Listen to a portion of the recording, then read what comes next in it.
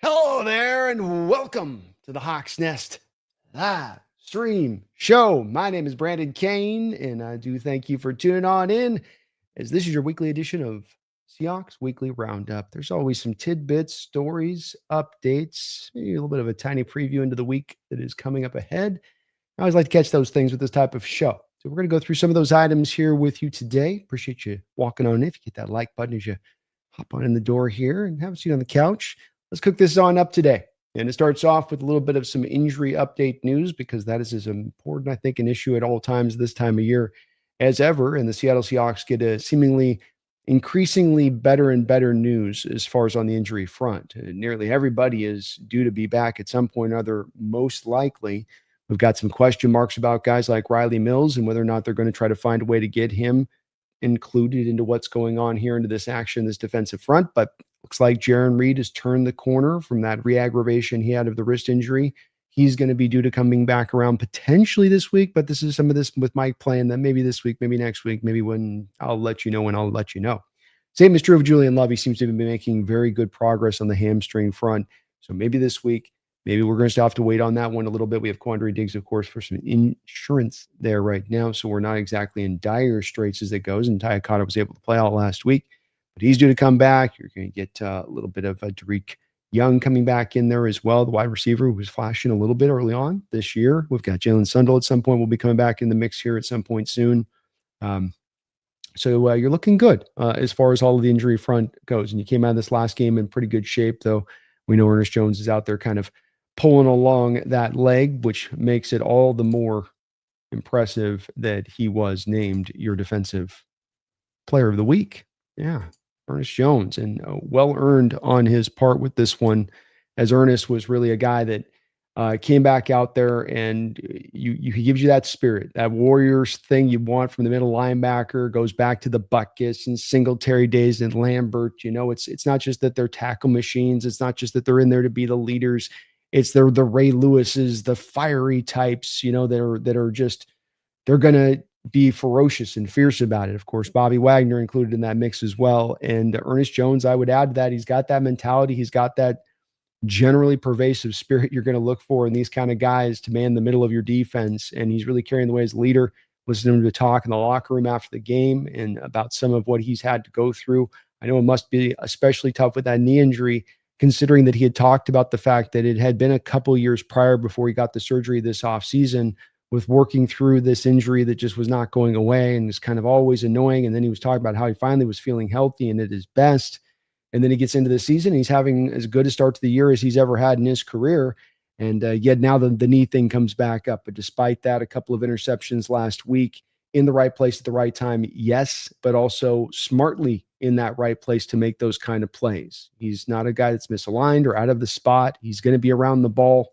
Just his general nature. He's got a little bit of a magnet for it in all senses, it would seem, but well-deserved on his part. Really cool to see, and awesome that the Seahawks have had these leaders emerge who are not only playing great football, in his case, 5 interceptions from the middle linebacker position, but also your best players are your leaders. That's always a good way to go with it. That's always helpful in trying to create a contender. As we keep moving along here, wanted to give also a shout out to the guy that won this a couple weeks ago, Defensive Player of the Week. I mean, every week, Seahawks, we just win a Defensive Player of the Week. No big deal. Whose turn is it this week? Is it Spoon?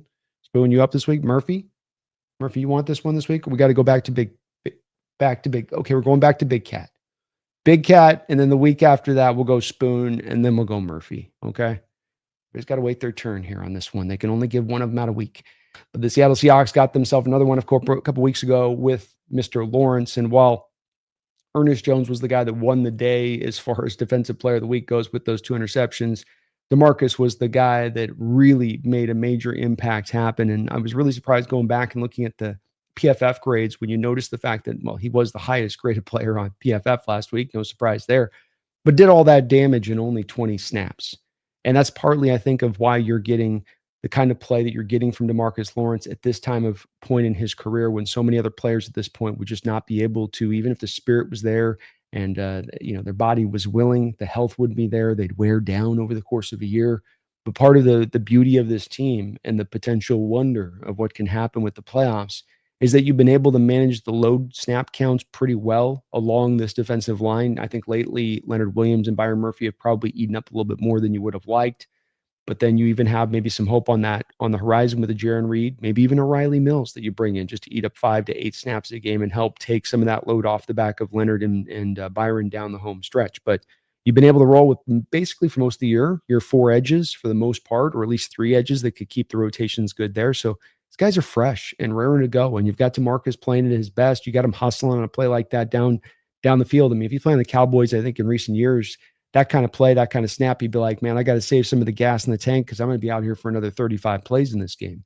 But you're managing a snap count. You're getting the best out of him. This is your ideal on a defensive front to me as we get caught up in the stars. And you do need your stars, talking about the defensive line. But then you also need to be able to manage those snap counts in this modern era with 17 games, Thursday night games, multiple. You got to be able to have guys you can call upon and rotate through and be able to not really ideally miss a beat. That's easier said than done, but he's allowing you to have that be the case and lengthening out this defensive line rotation, bringing impact as a run defender. When you look at what he's done as far as PFF goes in his career to get kind of a perspective on this one, he's not having necessarily like the best year of his career right now. And, they're not giving him as strong marks as far as what he's supplying as far as a pass rush goes. But nonetheless, he is still causing 23 hurries, 7 sacks by their count, which has him on pace for nearly a career best if he can keep it up through the end of the year. He's probably not getting to 13 to 15, but definitely getting into probably double digits. The hurry numbers should be up around 35-ish to 40-ish by the end of the season, which again is in the upper level of what he's done in his career. And keeping in mind, again, this guy is in this NFL for well over 10 years here. This is not a spring chicken by any measure or a guy that's, well, he's at the end of his 20s and he's definitely on the down slope, but he's still the guy, still the dude. So he's pulling this off at a tremendous time. I think you're also feeling from him, and this is one real major point that I want to post out here about this, and that is the fact that your best players are also becoming your leaders on this team and stepping forward in that way. You can hear it even a guy like Devin Witherspoon, still a young kid, but one of your better players, and he's talking and he's in those guys' ears. He's keeping that energy going. But I've shown on a couple plays in this weekly breakdown on highlighting players at certain points during this season of how many times I've shown off Big Cat in these games, and he's getting the numbers in the run game. He's getting the numbers as far as sacks and pressures. He's a highly graded PFF defender and defensive tackle. Whatever mark or metric you want to use on that's the splashy stat to take a look at. That's there with him. It is. But what you're getting with these guys, all those other 2 things, impact play, leadership in the locker room, helping to guide these youngsters, this 3rd youngest roster in all of the NFL. But then the little bit of the last part that's this little extra cherry on top that you get from a Leonard, that you're getting from Ernest Jones, that you're getting from a Tank Lawrence, and that's hustle. That's you can go up and you can win a rep and give me my plus on the chart, coach. That's what I did. You have a play that runs away from you and you had not a great chance of getting back in the play. And you go, look, I'm old, I'm tired. My lungs aren't as fresh as they once were. My legs aren't as light as they once were. I need to take a play here or there where I can't go 100 miles an hour. But if you're going to be a contender in this league, you got to find edges and you got to find places where you're going to do it better than your opponent, that you're going to be willing to do what your opponent is not willing to do. My opponents will take their foot off the gas in that moment. What if I don't? What if I don't? And what if I don't? And not only can I go make that play, but that can go and show all these youngsters who are sitting there who are thinking, I want to make it. I want to be where this guy's going. I want to use him as a role model. I want to make my tens of millions of dollars in this league and big time contracts and get all these lauding. I want all that. And then they're watching these guys still playing so hungry, still after it. That Demarcus play where he's running 15 yards coming back after he got chipped to hell on the backside over there. That's high level stuff. That's why Mike says it's like my new favorite play. Because you take all of that into account, a guy that's got the money in the bank, a guy that's got 13-year NFL vet, a guy that, ideally doesn't have to necessarily play for a lot individually here, but he's playing for the team right now. And he's playing because this is a guy who hasn't tasted a championship, hasn't come close to it, who's hungry, who desperately wants it. And I would say the very same thing about a guy like Leonard Williams. Ernest Jones got a chance to win the championship, and he seemed just as hungry as anybody else to get back there in that way. And I mentioned this not just because it's cool to see on your team. I mentioned this as well because this is probably one of those necessary items if you're going to try to be one of those differentiating teams to try to get yourself into not only being a contender, but then to get yourself over the top, to actually go take the bowl take the Super Bowl. You need to have every man in that locker room engaged and elected. You need the leaders. You need leaders playing their best. You need them showing the standard that you're trying to set so you can keep that standard up on every single play if possible. They're doing it. And he's a big part of leading the way with this. He's not alone. I throw Julian Love into that mix as well. The more you guys you got that are this connected to the process of wanting to be great, the closer you get down the road to actually becoming great. It's very cool to see. All right, let's move this along a little bit and just want to show off a little bit about the defensive metric here and talk a little bit about this defense, because you look at the points per game right now defensively for the Seattle Seahawks, and it's not necessarily going to tell the tale that they're the best team in the league. I think they're third or fourth in points per game. But this is the best defense in the NFL, bar none. And when you take the combination of pressures, sacks, turnovers, limiting down the run game, limiting down the total yards. You know, when you bake out things like this metric shows here, which is defensive efficiency and non-garbage time, meaning when you're not up on a team by 2 touchdowns and you're just drifting into cover 2 and you're just dropping everybody into space and giving up all of the dinks and the dunks because you're just like, look, they don't have enough time. We're up by too much. How many games have we been up by multiple touchdowns in the third quarter where that very well then becomes partly the case a bit? It's where people get on us, of course, at times about being a fourth quarter team, this and that. It's partly because of this. The major part is this. But when it counts, when it matters, when there's actually something on the line, when it's non-garbage time, as a stat account does indicate, look at how far your efficiency rank goes, keeping in mind that the upper right, far top column is the best place to be. Bottom left in the bottom corner would be the worst place to be. You got your EPA per drop back on the bottom line. You got your EPA per rush on the top line. And then they're removing as they can those garbage time stats that are just sort of empty calorie yards that shouldn't count, empty calorie points that probably, shouldn't, if you're trying to really determine how good a defense is, when that especially happens an awful lot. I'm not just talking about 1 or 2 games here. And when you put all that into account, and then the one last factor being, how many times has this defense been put on a short field this year?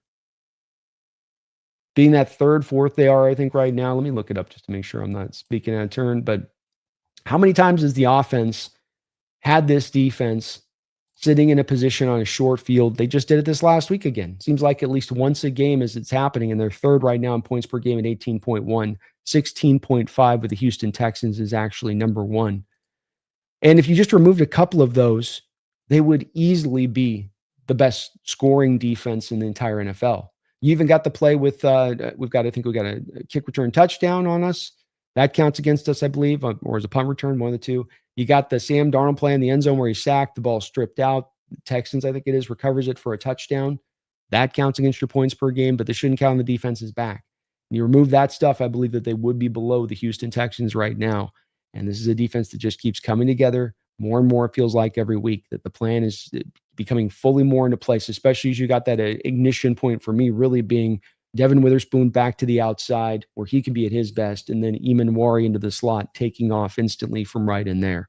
That's really allowed you to me, really galvanize this bunch fully as far as well, having, the health hold up well in the defensive line, and, a couple guys stepping a little bit more forward in their game too, like your Jobs and your, obviously, Akadas and Drake Thomas and Woolens, and I would throw in the mix on that as well as in his improvement. But this is, in my eyes, the best defense in the NFL. We could take all those metrics and put them all into a bottom line, and I think that that's what it will spit out. We'll see if they can complete the process through the end of this season. There's some challenges up ahead here, but it wouldn't surprise me at least if we end up finding that this team by the end of the season is your number 1 team in points per game when it's all said and done.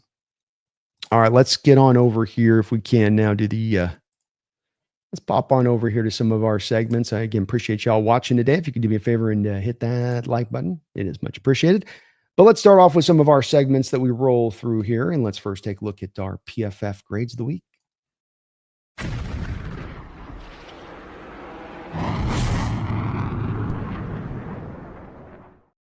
All right. We've got Vikings up first here with this offense up first, the Vikings game here. And got the grades up here. Again, this isn't to be an end all be all. I try to reference a lot of times as I'm talking about these grades, a little bit about what I saw in the all-22 to kind of pair the two together if I can for you guys, to give you kind of just a data point, a little bit of extra data. I know not everybody's big on the grades, but they do give you a little bit of that. You got Zach Charbonnet having probably one of the stronger games of his career and how he ran. The holes weren't always there, but he ran so very well. Ran with that purpose and just, felt like he had just a tiny bit more quickness this year than we had seen in years past. Probably in preparation for probably dealing with this outside zone and being able to get to those runs. And they've been asking him to work those runs, including on that touchdown run. And he's been able to make it work. And sometimes there's plays where doesn't feel quite fast enough to get out there, but the man runs so damn hard, and he's a load in the open field once he gets up to speed. And good to see both with him and Kenneth Walker both really coming on this season.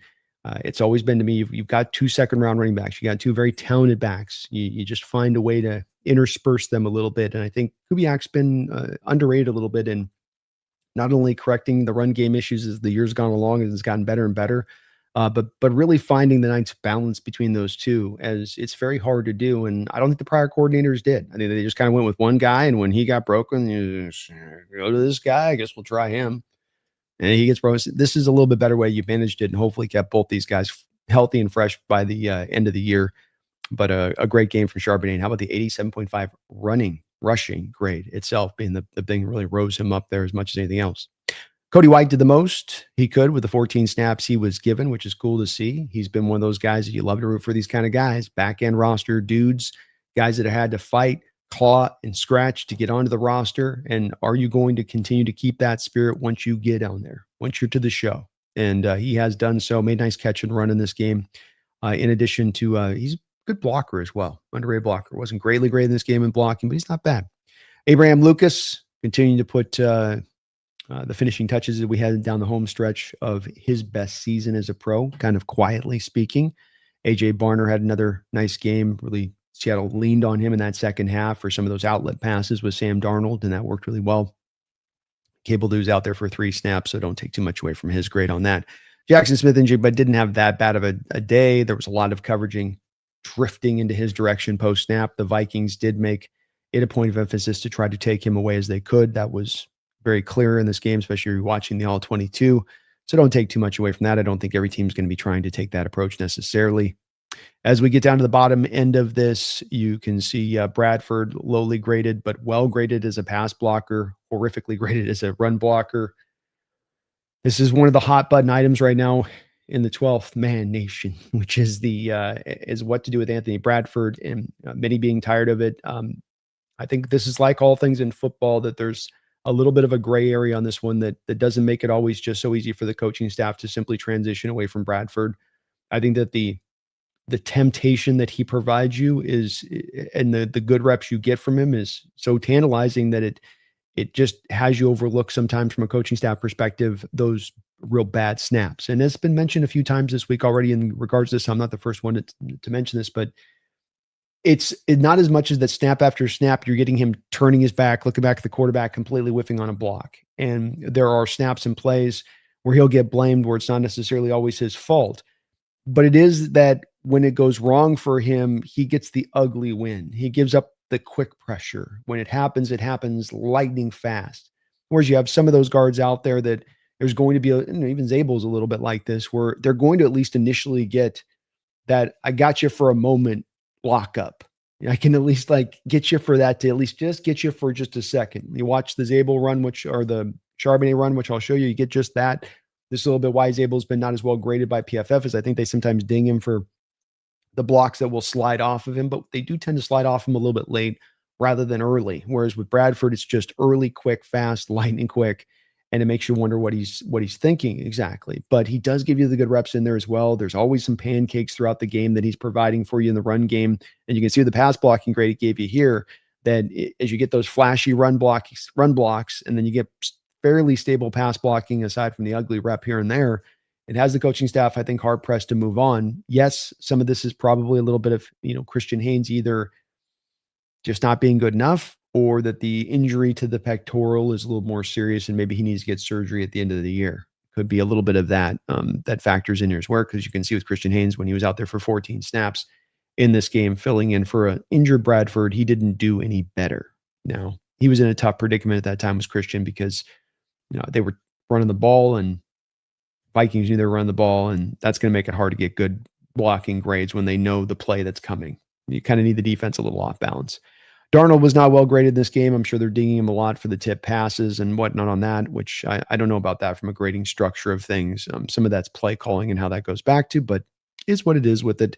Robbie Oots is another guy that's been kind of on the bottom side of the blocking area of things as far as grade goes wise. He's one of your lower graded fullbacks in this sport of very few fullbacks.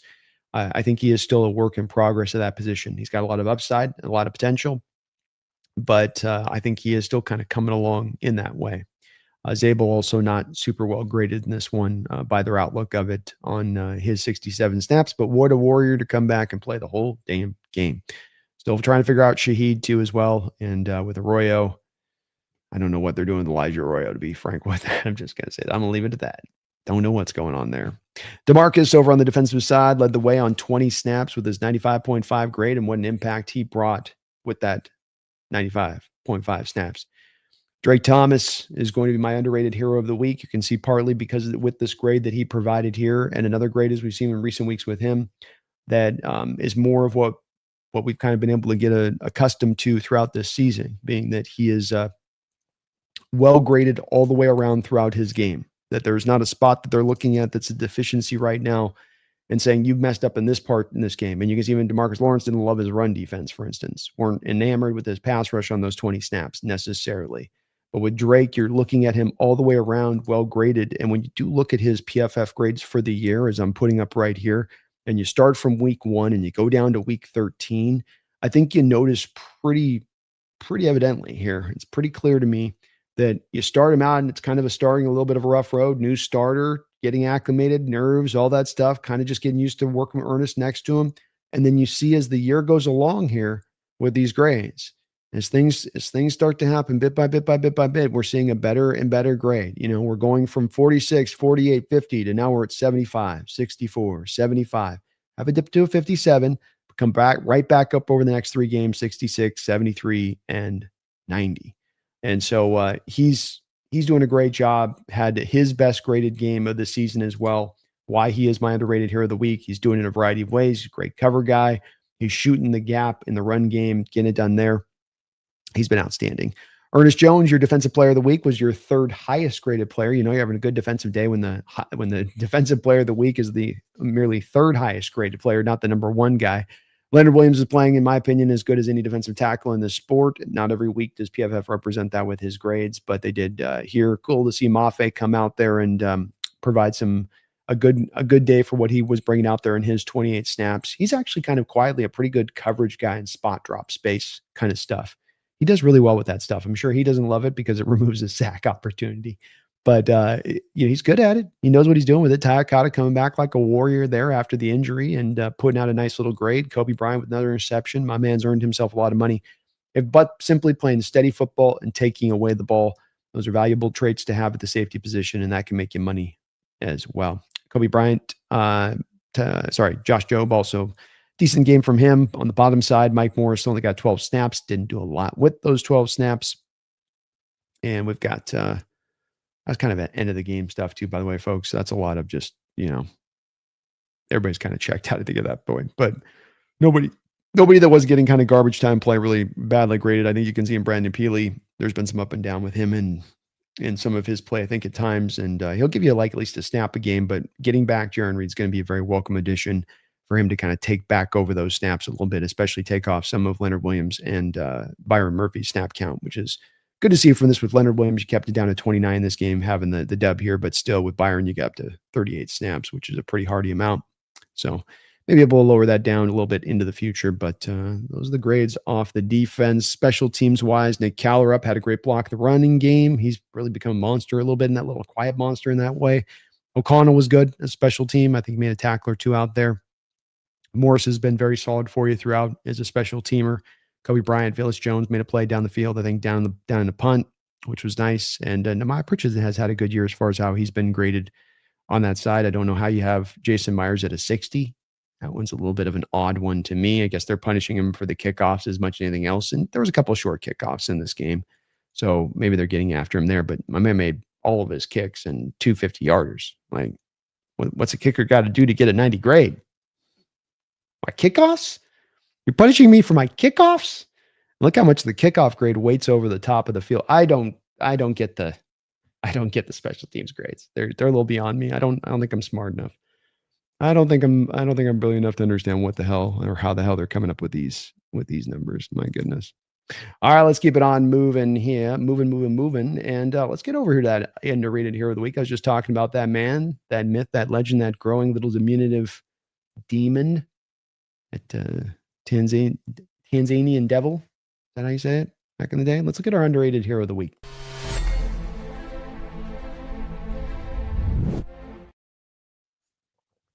My man, Drake Thomas.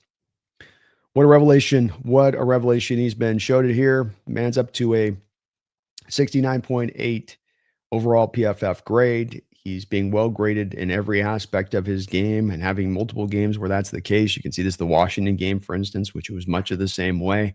He's putting together a complete season. And when you look at him, he's making flashy plays on top of just generally getting the job done. When you watch him on tape, there is every week a couple of plays that kind of make you stand up and you go, whoa. You feel the quickness he can provide. You feel him as well. What I find interesting here is his ability to be willing to shoot the gap and get after it. Being willing to not be tentative about it, but I'm going to come downhill. I'm going to be willing to not just sit here and take on the block or wait for it, but I'm going to be instinctive and get to the play as he does here. Nothing fancy on this, but again, just getting in, find the ball carrier, wrapping up, and bringing him down. And haven't really felt from him either a lack of tackling ability, despite he's not a big guy, he's not a long guy. Doesn't necessarily come easy to him that he's going to do that, but he's been a very solid tackler in my opinion. Hard to knock anything he's doing there. What happened? There we go. A couple of snaps I just wanted to show from this game on what he was doing though. Game similar one to what you just saw a second ago. You're going to get him up on the right-hand side of the screen here. Reads the play down to Jordan Mason. Now, Ernest Jones makes this play, but he comes in and helps out, on the tackle. Jordan Mason's a big dude. Kind of a take a village kind of dude to bring him down. Able to get in there and help out, but instinctively right on the same spot, right to the same place Ernest is. Really did get to see that on his tape pretty much week in and week out. Here's the flashy play I was talking about where, and this was the one where every week there's a play like this. There was one in Tennessee last week where you see him here, stand up position, right? Look, he's locked in. He looks stagnant as Ernest Jones looks kind of post snap. Now that's naturally how these guys are going to tend to look pre-snap before everything goes where it goes. You got to be careful of the play action, but he sees something here pre-snap. Maybe it's the lineman's fingers are light and their knuckles aren't white. It's pass. If the knuckles are white, it's run. Maybe he was seeing some white knuckles there they're all wearing gloves, so you can't see their hands, but point still stands. Watch how instinctively 42 to the left-hand side of your screen starts getting downhill on this play, anticipating this run. That's film study. That's a guy that's laser locked into the details. You don't pull this trigger unless you are sure. But he sees it. He reads it cleanly. Defeats the block before the left guard can even turn around to get to him. That's how quick this kid is. He's a cat. We might have a big cat, but we got a little cat too. He's like one of those little desert cats, when they say that they're the most violent, deadliest hunter in the world. It's like the size of a little kitten, just eating stuff in the desert all day to stay alive. That's Drake Thomas. We got the puma, and then we got the little desert cat. Great game though here from him. Oh, by the way, as I said, he's a full meal deal player, so you're getting a little bit of everything from him. You're getting the tackling, you're getting the instinctiveness, you're getting the coverage stuff right here on top of Hawkinson as soon as this play is completed for a short little gain. A lot of what the Vikings wanted to do in this game was complete short passes, let their guys work after the catch, limit how much they were going to ask Brosmer to push the ball down the football field. So that meant when you completed these kind of passes, you need to be tight in space to the man. Again, the instincts there. Look at how he's just roving right back to him, not just sitting dead in the zone, a la Jordan Brooks style, but actually flowing to where the route is going, reading the quarterback's eyes, being instinctive. and then finishes it up. He wasn't having a good enough day yet. Finishes it up with a nice little blitzing sack. Not his first of the year, by the way. And again, the quickness into the backfield. He is much faster than you're going to tend to get from these linebackers. And so he gets to a place quicker than you typically anticipate as being a guard or being, in this case, the fullback trying to step up and block him here. Halfback, whatever. I think that's a fullback thing. I think it's fullback. But great job defeating the block here and really doing it with quickness, because that you can see that the Viking player just doesn't quite get there to be able to really sink in and get him squared up. He's got to kind of hit him from the side here. So he can just kind of absorb the contact and then bounce it off real well. But it's that quickness that gets him to the spot too fast. This is also why I showed a play last week that this was the problem that we saw in pass protection.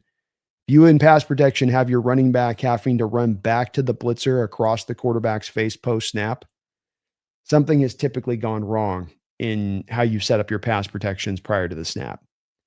Because it's a long way for them to have to go. And if you get a quick player there that's too fast, they can't get the block laid. But that's also what you get when you stack up the box like this and you got all these guys with all this width on the defensive line. You have to kind of protect, especially as how you don't have Christian Darrisaw here. So if Drake falls out here, then that fullback can help out 67, the left tackle, on Derek Hall. But that's the issue with having a deadly front like this that you have to pay attention to, especially when you're down a left tackle, your star left tackle, and you got the backup who you don't have any faith in, who you think is going to get his face crushed by Derek Hall. Now you got to suddenly maybe have to keep that guy in there, but if they're going to blitz, then I'll peel him into the inside. But that don't work. You can't split the difference. You got to take one or the other.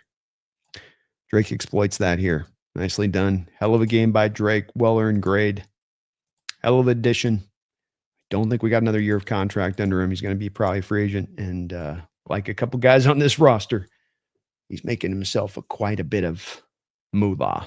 Nice money. Let's get on to the biggest hit of the week. The biggest hit of the week.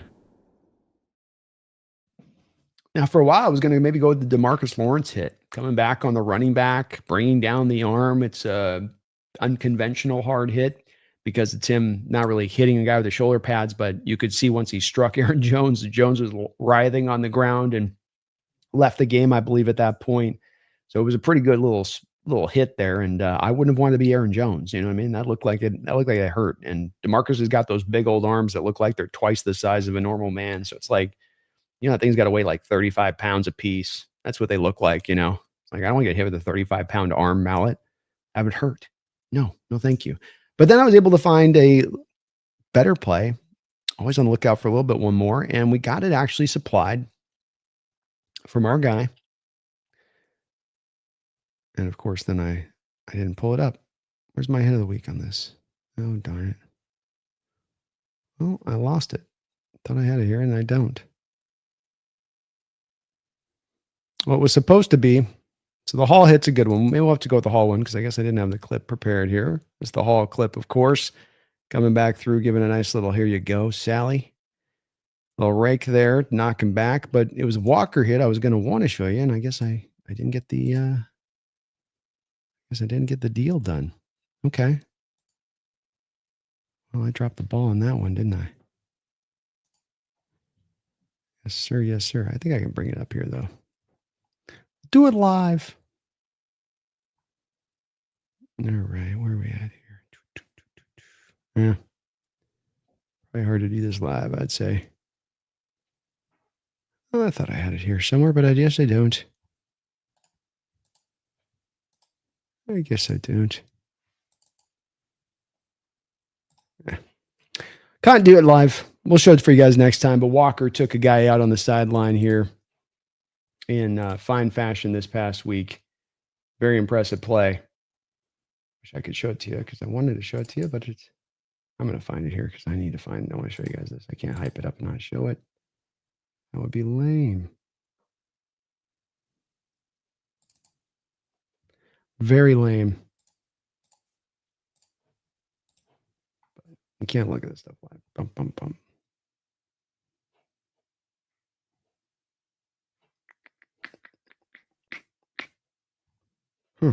Okay. Well, you think you have stuff done, but then you don't. It does suck when that happens. Okay. Well, sorry guys. We'll have to forego the hit of the week this week, but take my word for it was a nice hit. I'll get it for next week and get it pumped back in into the process there. As got some more stuff. So D-Law will have to be the hit of the week this week. We're gonna have to give it to this one. And here it is again in just slow motion. I know you guys have seen it already, but one more beautiful time here from a nice alt angle. Just gets the fumble in there with the rip.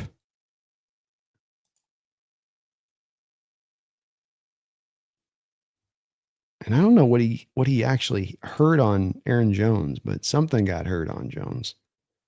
He wasn't feeling good after this one. I don't know what it was, but another fun play from this game. Just this isn't a hit of the week or anything like this. I guess you could call this maybe the punch of the week. Just a fun play that I enjoyed watching. And that was Derek Hall being a badass. Say anything about Derek Hall. There's no doubt he is a badass.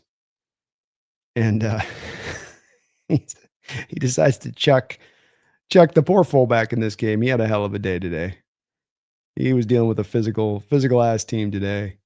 Watch Derek Hall in this play from the bottom right-hand side of your screen. Take the fullback and just throw him. It's really just a jab punch, too. Doesn't even do a full hip toss. Just kind of, it's a little, here you go. Get off me. By the way, I'm going to put this on a short, so I need some music. I need a 15-second music recommendation for this little clip. What would be the best music? Mama said knock you out. Bitch, get out the way. Get out the way. Something like that. That's kind of what I'm thinking. What do you guys think? Bitch, get out the way. Let's go, Derek. He plays violent, man. He's got them whole cans, as I like to call him, when he was coming out of college. There was no doubt about that. All right, let's get to the play calls of the week, and I want to get to two different play calls here from this past week here. And the first play call is actually going to be on the offensive side of the ball, and it's not going to be one that's necessarily one with a lot of moving parts or cool twists and turns or disguises or things hidden in the details, so to speak. It's not going to be that. It's going to be more of just the type of call you made at the time you made it here and catching the defense in the right kind of situation. And this is going to be the Zach Charbonnet touchdown run in this game. Really put everything on ice and finish this through. Now, it's a great run. It's, again, not anything that is crazy here, but it is cool that this is a run. First off, I just want to establish a couple things. The Seattle Seahawks running game has come forward in recent weeks, and it is coming forward despite the fact that it's still facing a heavy prevalence of stacked boxes. A lot of guys down around the line of scrimmage. So let's count the numbers here. We've got a 2 tight end look from the Seattle Seahawks, and this is being countered with a 3-4 defense from the Minnesota Vikings with their front. And then you've got 3 more defenders hanging out behind that 3-4.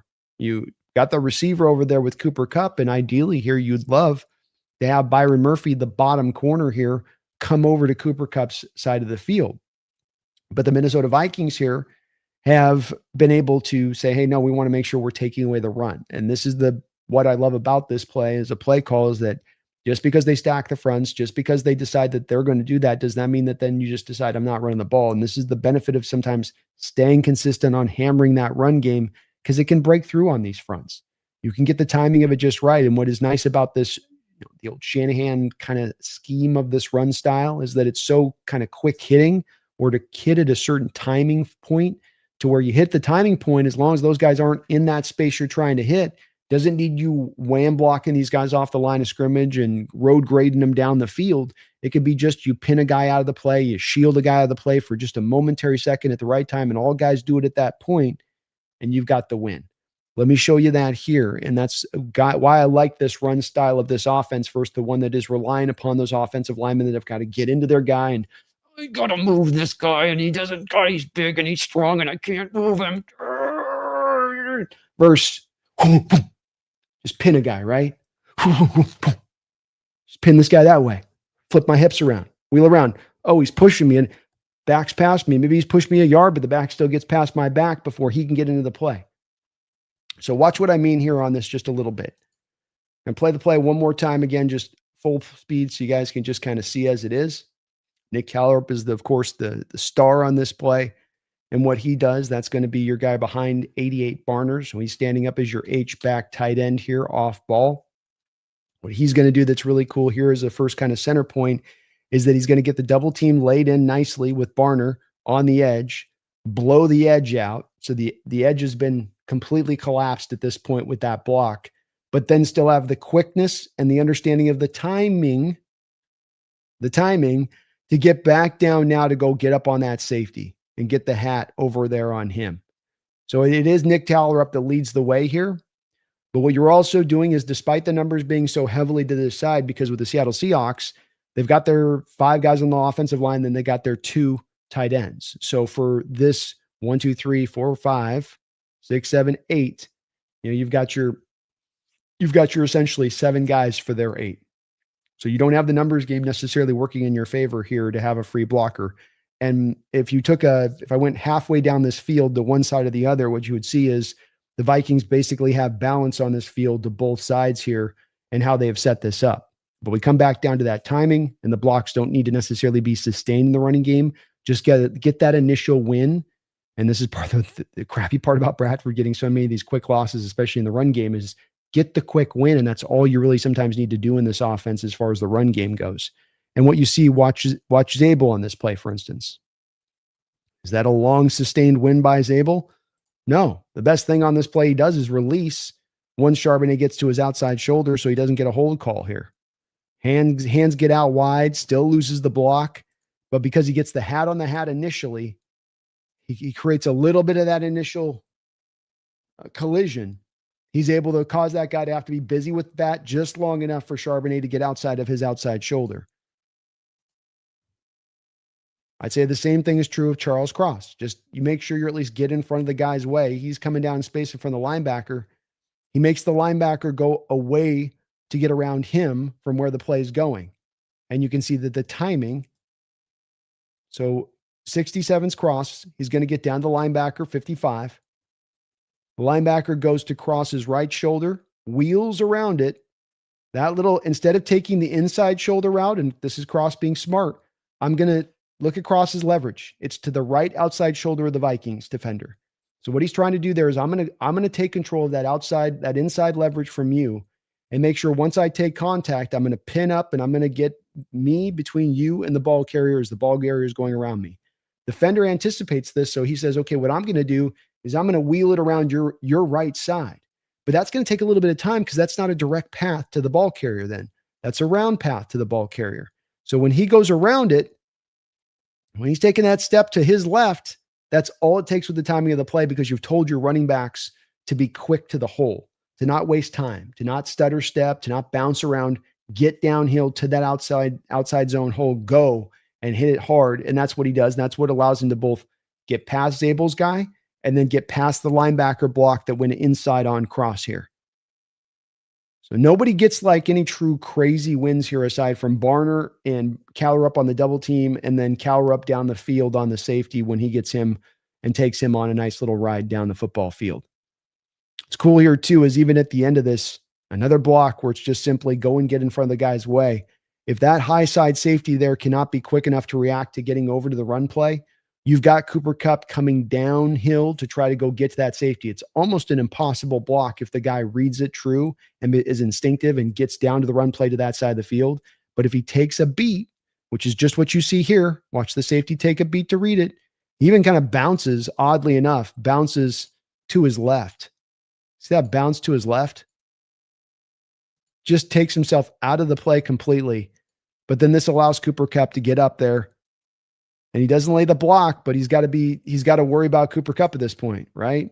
So Kupp's coming up here, and rather than getting in on that play, this is not a good bit of film for the safety. Like the coaching staff's not going to like this effort. But Kupp comes up. Just get him busy. Just have him to where he's got to deal with a blocker. Test him on that. Test him to see if he wants to get off the block. Test him to see how hard he wants to fight today. Just don't whiff it.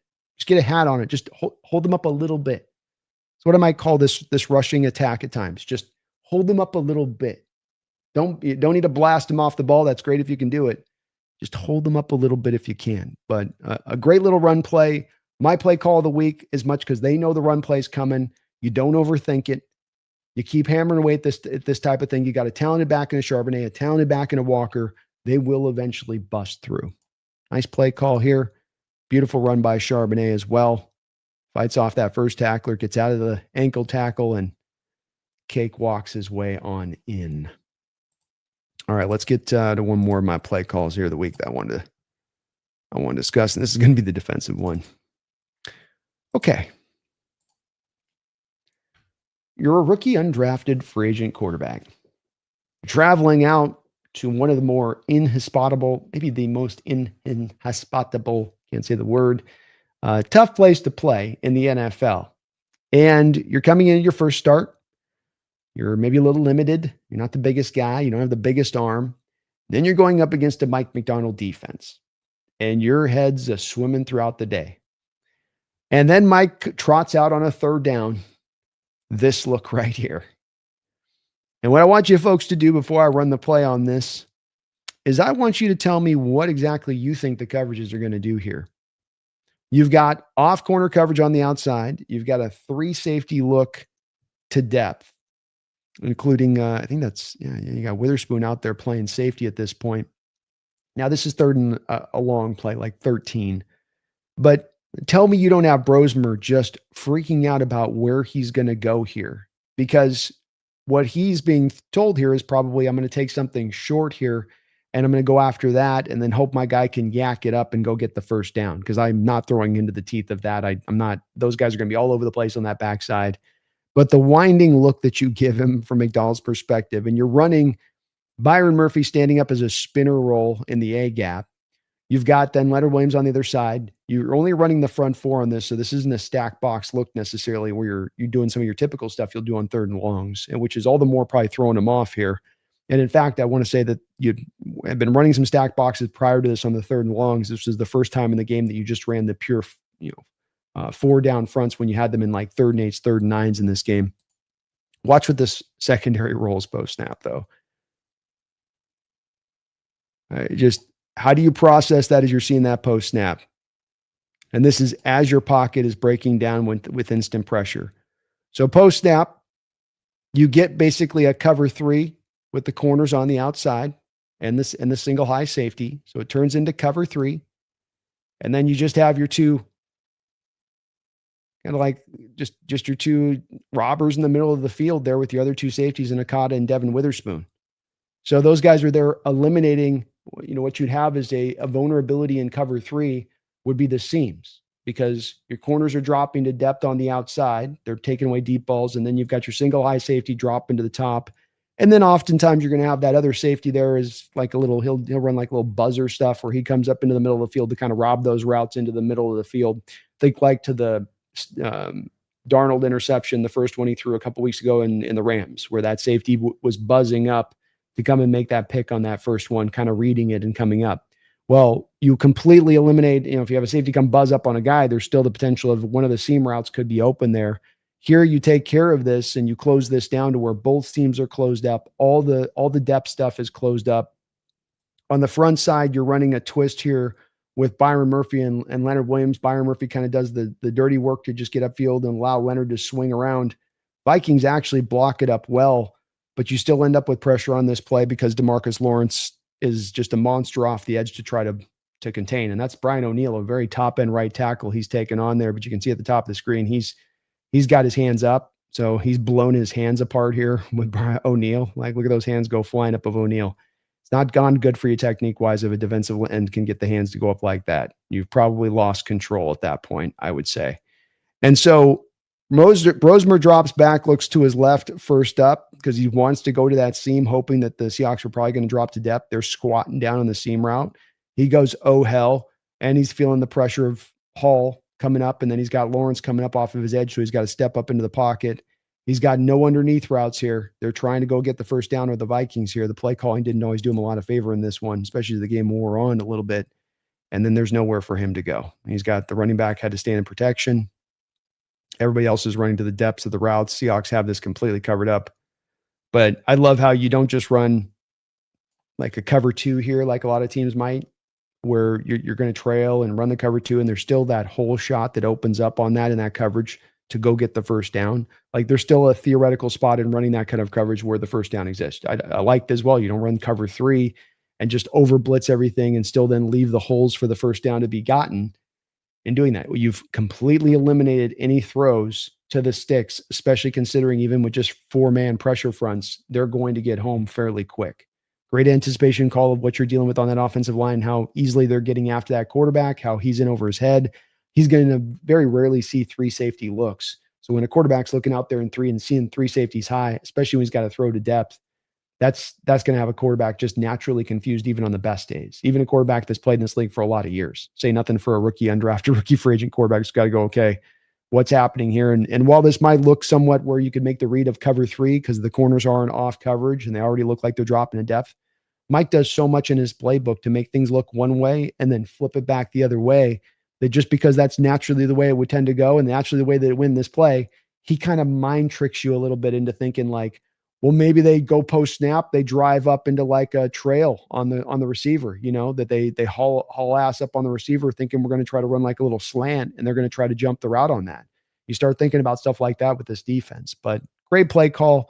I love how creative Mike is on 3rd and longs and that he's got so many varied things that he can kind of throw at you on 3rd and longs. And I think he's the best coach in the league, the best. And Dirty gets credit on this too, of course. I don't want to not give our ODC a lot of credit here too, but the best in the team in the league and getting you at 3rd and longs and being able to really put you into a box at that point, giving you no outs. And I say this is, we had a lot of times through a lot of years there where we'd have teams in 3rd and 7, 3rd and 8s, and it did not feel like you had that always to your advantage. It felt like it was only to your advantage if you could get your front 4 pressure home.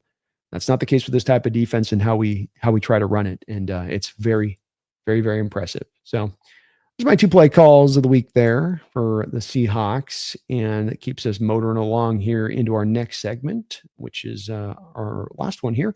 Going to take a look at what's going on with the NFC West. You always got to be tracking along what's going on in the toughest division in football. Yeah, we got to get the Super Bowl. Yeah, we got to get the playoffs.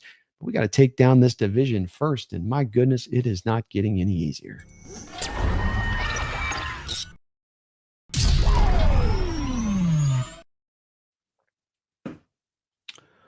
Whoa, Nelly. Everybody's winning. Everybody's getting the job done, except for the Cardinals. Cardinals continue to have a tough season. So let's start out with them because why not? They are the one feast factor team this division gets when every other division usually at least gets 2.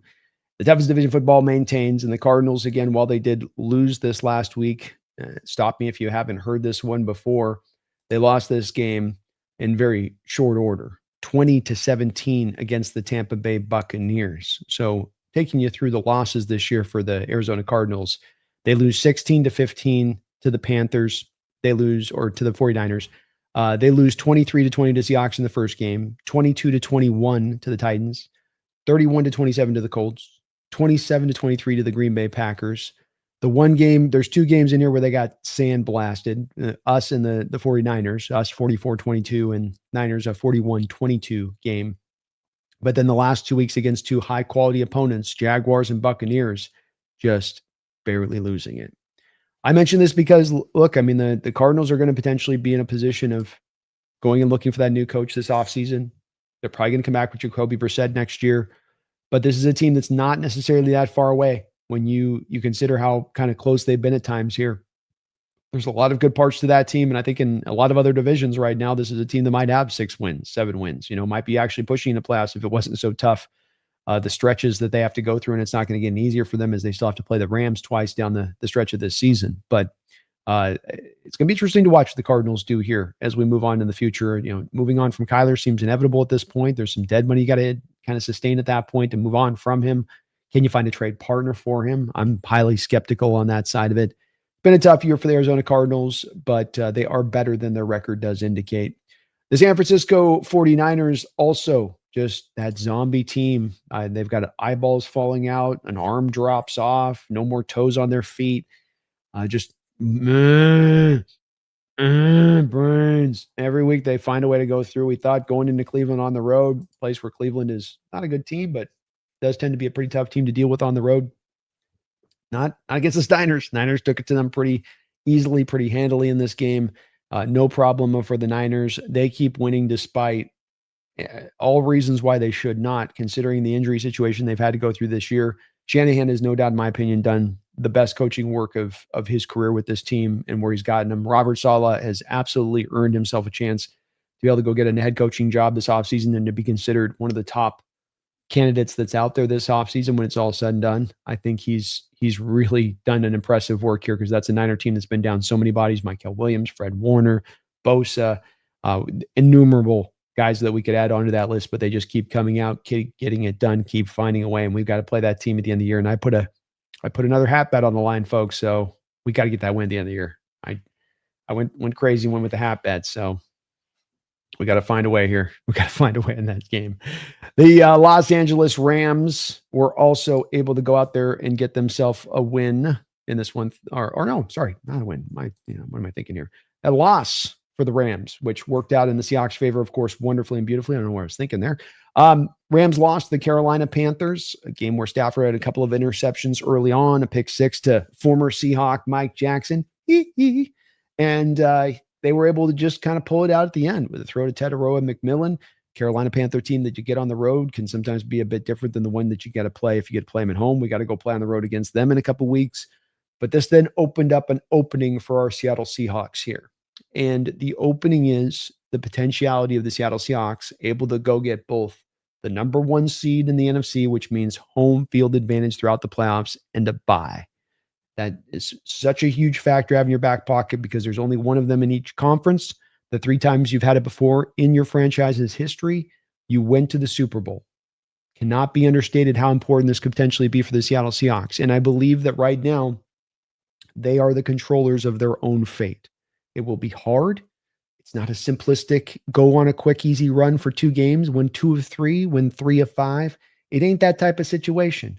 But they do control their own fate. My reasoning being is the Chicago Bears are currently the number 1 seed as it stands right now. The Bears have to play the Packers this week. Then they got to play the Packers again in another week.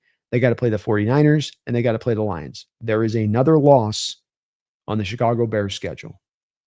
At least one. Maybe they win through the rest, but there is one more loss on that Chicago Bears schedule.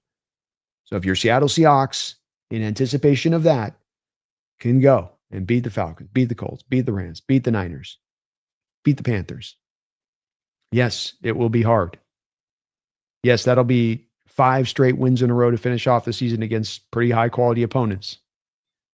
But, you went 4 straight this year, beating 2 high-quality opponents in the mix of that. But if you can do that, at that point, in my opinion, and go on that 5-0 stretch, you will have home field advantage throughout the playoffs. The Bears will not keep that mark. So Seattle controls their own fate in every way, both getting in the playoffs, getting this division, having the number 1 seed to provide them the easiest pathway to get back to the Super Bowl this season.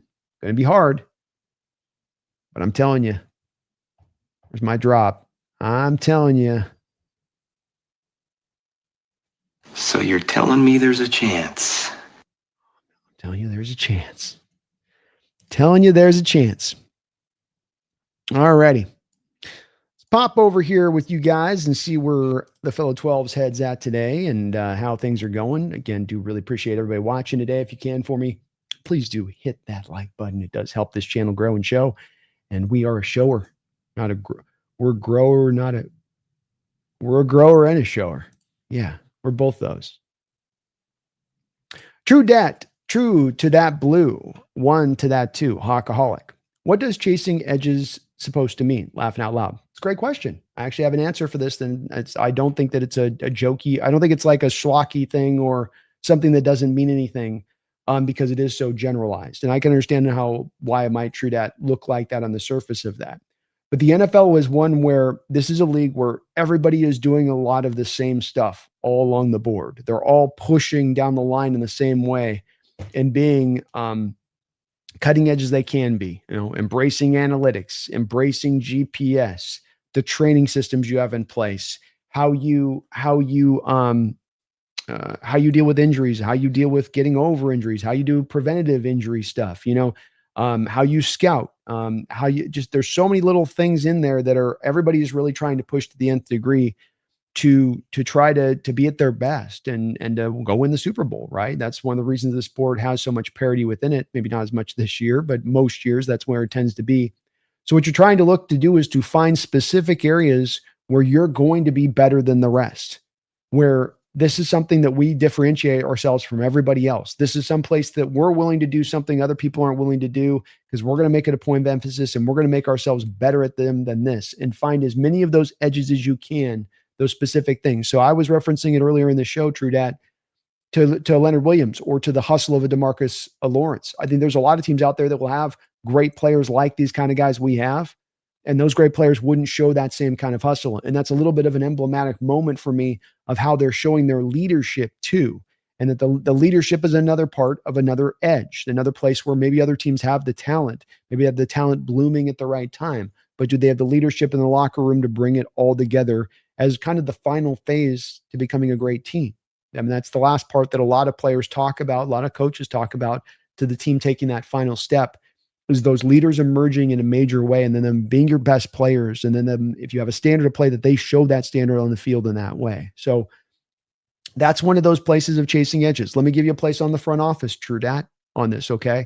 The Philadelphia Eagles and their willingness to put so many void years on the end of deals when so many other teams would not be willing to do that or take that risk. It's going to maybe bite them on the ass when we get into 2027, 2028. They may have to have a 1-2 year real, hey, we got to turn this over, eat dead money, and just kind of suck wind here a little bit. But that's a place where they're chasing an edge where other teams aren't willing to do that. That's a place where they're gaining an edge because they're willing to do something that their competition's not. So that's kind of what it's trying to reference on that. And when you hear the team talk about that, that's how they mean it as well, because that's something that Mike McDonald talks a lot about. Great question. Feed more Seahawks. Thank you for the $2 donation. Feed me. It says, glad Hankins ain't sitting on the roster anymore. Yeah, I am as well. I thought it was a little bit odd that they brought him back in the first place. Feed me. Didn't make a tremendous amount of sense, the fit here, because the impact was not tremendous the prior year. And he seemed like a guy that was trending kind of downward pretty heartily, fairly recently in his play. Kind of a strange signing on that one. I just feel like they just didn't have a really great answer at the nose tackle position moving through this offseason. And they just kind of went, well, we'll just maybe get a couple games out of Hankins. Phoebe with another $2 donation. Thank you for that, Phoebe. Thoughts on Deshaun Watson being activated off PUP?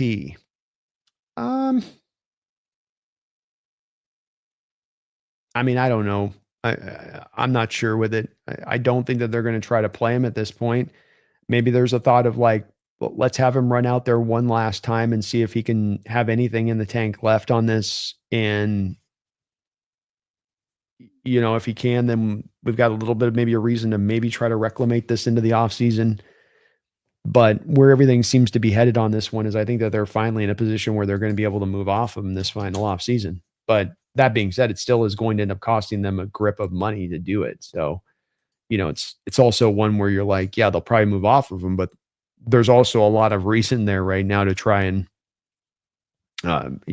not have it be where they've got to eat that dead money, especially as we know with this Browns team, they want to get back into 2026, feed me, and feel like they can compete. They want to get back. This is a team that doesn't like to kind of sit back in the cut and wait it out and get things right. They, as they did with the Deshaun deal and the 3 first-rounders and spending the money on Myles Garrett continuously when you could have gotten the assets back to hit this as a refresh button. It's just not a team that tends to operate with a lot of urgency in that manner to try to get this thing in the right direction. They're kind of like, we'll overcome it. That seems to be their attitude.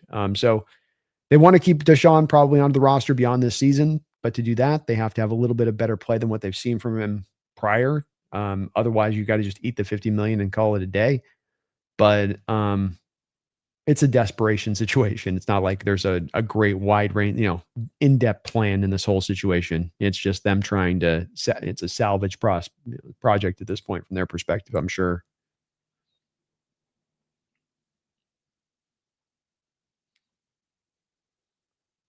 Bungles, thank you for 10 months as a Hawks Nest member. Never had a defensive jersey on EJ 13 is in my sight. hey, that's Ernest Jones would be a great jersey to go get. And love to hear the emotion that he talks with after the game. I love I want my players to care. I want you, with all you're being paid, with what you represent of a city, I want it to matter to you. I want your heart to be in it. I want you to love ball. And sometimes maybe that's too much of us from fans to ask of these players. And that, it's my job, it's what I do. But with him, it just feels like you get a little bit more than that than you get with the typical guys. And a true guy that seems like a leader in that locker room, and a guy that plays just like a warrior out there. And I know it's kind of the term I keep coming back to, but I mean, when you watch these middle linebackers, the best out there that do it in NFL history, in any era, it's that they have this kind of warrior spirit that's maybe not as much required if you're let's say, an outside corner that's just a lockdown corner guy. You don't have to have that as much. Certain positions don't have that as much the requirement on the defensive side of the ball, but he's got it. He's got it to a great degree, and I'm glad he's on my team. I thank the Rams every day for that, as much as I curse the Falcons every day for giving up that first round pick. Thank you for that. Also, but thank you for the 10 months, Mungles, Hawks Nest member. Appreciate that. We're going to get a Thursday night members only stream out tomorrow. So if you keep an eye on your community post, I'll get that posted out this evening. Mungles, thank you for the $5 donation. It says also, I can't wait for Jesse to wear the hat after Sam dominates the Niners. The cope will be unfathomable. Yes, it will be unfathomable. And I don't know if I've wanted something more in all my life than this right here. I was once I think I was a 14-year-old boy in the ski rink trying to get Kendra Crane to give her the rose in the ski rink. Let's go on a roller skate together. That's how I wanted that bad. She was pretty. I want this more. If you're not aware, folks, Mungle's referencing the fact that on the NFC West roundtable last night, I jumped back into the same dark waters that got my ass bit week 1. As Jesse threw down the gauntlet and said, do you want to put another hat bet on the table? Do you have the balls, Brandon? Do you have the audacity, Brandon? Do you have the carelessness? And I said, yes, I do. Yes, I do. So the hat bet is back on. I may have to wear that awful monstrosity again, but I don't think I will. I think it's like Mungles says. And the best part about it, it's almost, it has a potential to be like an eclipse that's got like 6 planets, a moon, the sun, all going in alignment here on this one at the end of the year, 2 Mungles. Because not only could it be at that point to beat the Niners for the number 1 seed and a bye in the first round of the playoffs. Yeah. But it could be Sam Darnold going out there and finally also putting Jesse's whole, I'm going to call it Sam hate at this point. I'm just going to call it blind Sam hate. I don't know if I think he's got something against gingers, to be honest with you. I'm starting to think it's an anti-ginger bias myself, but his Sam hate gets tossed into the toilet as well, and he gets to look silly for that. His Niners go down in flames. Unbelievable to get to see that as well on top of it. And then I get to make him wear this great Seahawks hat. I've got one picked out, folks. You're going to love it. All those are plans just right in alignment. You know what I mean? Like, this happens but once a millennia. I need some and Hans Zimmer score or something coming over the top of it, Mungles. God, I almost don't dare to allow myself to dream that it could be the truth, especially for how much this season's been a dream so far, Mungles. But, oh man, come on. Mungles, thank you for the $2 donation. Says this defense needs an actual name. We do, man. We've got a couple contenders that have been thrown out there, but they don't feel like they've stuck, do they? You got the death zone last year. We got the mob. I think right now this year is one of the ones been thrown out there. It's we got to figure something out. We need something that's catchy, like death zone. Mob. We need something a little bit with a phonetic flourish, a little poetic flourish to it. To really get that thing right. Got to come up with something. I got to feel like we got to figure something out here. Jason Fielder, thank you for the $5 donation, Jason Fielder. He says, okay, can you explain how a tiebreaker in the playoffs work? Yes.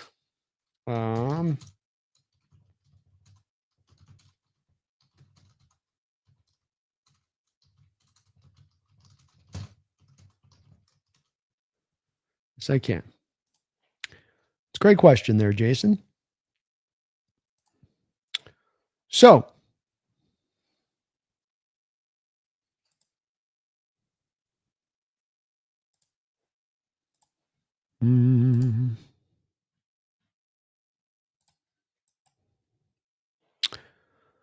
okay. To break a tie within the division, because Jason, a lot of what your question will be baked in, I think, is what happens when you get the tie, like a la the Rams and Niners and Hawks. So you have two clubs first, which I believe I don't know if we can have all three of us tie with the way that this could work coming down the home stretch. I guess it's possible, so we'll get into that one. But I think ideally we're thinking it's going to be Rams and us potentially there. So you've got head to head first. So best one line tie between how many, you played in division twice. Does somebody have a 2-0 on that? Of course, if we beat the Rams, that's going to be 1-on-1s. Then it goes down from a tiebreaker standpoint, Jason. It's kind of like, okay, first one's up here. If this one doesn't settle it, then you go down to the next item. If this doesn't settle it, then you go down to the next item. If that don't settle it, you go down to the next item and bump, bump, bump, bump, bump. So you got the next one is going to be best one loss tied percentage in games played within the division. And so when you look at, for instance, right now in our division, right now, we've got the Rams at 2-1. We're at 2-2. The Niners at 4-1, and the Cardinals are at 0-4. And so a lot of what was thought about how this was going to go down the stretch here with the Rams going to be able to get two more games against the Cardinals is now that's going to elevate at that point the Rams to 4-1 in the division with our game coming up at that point. Now we win at that point, and and then we would be at 2 wins as well. So that would be taking the next one down. So you're essentially, it looks like the way this is set up coming down the home stretch between us and the Rams in a tie would have you where you both have 2 losses within the division. We would have had the Rams and the Niners. They'll have the Niners and us as their 2 losses there is how that would probably work. So then we go to the third item, which is the best one loss tied percentage in common games. And that's the one that bites you in the butt here when it comes to the potentially bites you in the butt when it comes to Los Angeles Rams. The Rams have been able to beat the Buccaneers, who we lost to. We got the Niner game. And so that's going to be another one where they have a loss to the Niners too. So that equals out. I'm trying to see if there's somebody else on this one that was no. So we got I think it's that Bucs game that's the one that bites us.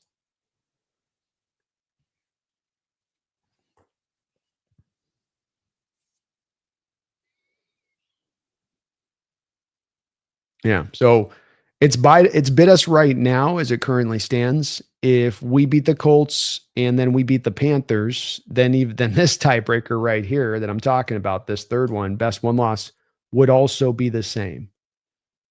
So this is where it kind of sucks, Jason, because we start to get so deep into this head-to-head thing. It happened last year too, where it's like, nope, nope, nope, nope. And you get down to some very vague decider on this one.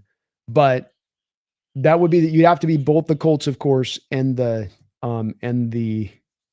because see, some of this is just all kind of down to too as well. Like if you beat the Rams and you've got those other wins, yeah, then it would still be equaled up. So we get to the fourth one, best one loss tied percentage in games within the conference. Currently, right now in the conference, you have Seattle with a 5-3 record, the Rams with a 4-3 record. And this is one where maybe you could find a way down the line on this one to beat them on the conference record here. If you can get the last 3 wins on that, then they would have one more conference loss because you beat them one time in the mix of that. So it gets down to conference is the next one. And then if you have to get beyond that, strength of victory in all games, strength of schedule in all games. Rams would have us beat if it got down to this one. Probably would have us beat on the strength of all games potentially, but some of that depends on where like Carolina Panthers end up, And then the 3 or more teams, It's head-to-head, best won-loss tie percentage in games among the clubs. If everybody's 1-1-1-1-1-1-1, then you get to best won-loss tie percentage in games played within the division. So who's got the best divisional record? If that's tied, best won-loss in common games. So it's very similar to the third one there, Jason, to the two, whether it's 3 teams or 2 teams. But, they beat the Carolina Panthers last week. What you were having then at that point is it very much potentially set up to where even if you beat the Rams and they beat the Panthers, you beat the Colts, where you were going to come down to all of this being equal all the way down to like this. And that being the thing that ends up allowing the Rams to carry through. But this is off the board now with the Panthers doing God's good work. Doing God's good work. Kind of complicated, man. There's a lot that goes into it, Jason. It's a great question, though. Fantastic question. And thank you for the donations, you guys. You're amazing as ever. Mr. Cain, brother from another mother. Thank you for the $5 donation. He says BTA, the defense's new nickname. Belt to ass. I like that. Maybe Mr. Cain, I got to get a shirt up on that. I might have to take that a little bit and run with that. So we get BTA, Hawk colors, like Hawk blue lettering with the with the neon outline, and then we just have a belt, a studded belt, because it hurts more. But we'll have a nice like studded belt that we'll put around. We'll loop it around the BTA, Mr. Cain. What do you think, man? I like belt to ass. That always makes me smile and laugh. Just belt to ass. Just the phrase itself is so funny. That's as good as anything we've come up with so far. And we say it a lot with this team, man. That's why I keep this thing around at all times, Mr. Cain. I like it when it makes the real nice. Yeah, see, when it makes that nice sound like that. I like it when it makes that nice little snap. Appreciate you, Mr. Cain. And he says, please hit that like button and sub on up. Yes, please do that if you get a chance, folks. We are on the road here to 30,000 subscribers. That's our next mark we're trying to angle for. You can help us get there today by hitting that sub button. So please do hit that sub, hit that like button. I really appreciate it, Mr. Cain. You are awesome. Thank you for your donation. Hope you're having a good day out there. Anders to work, Cal in the house. What's up, Cal? Thank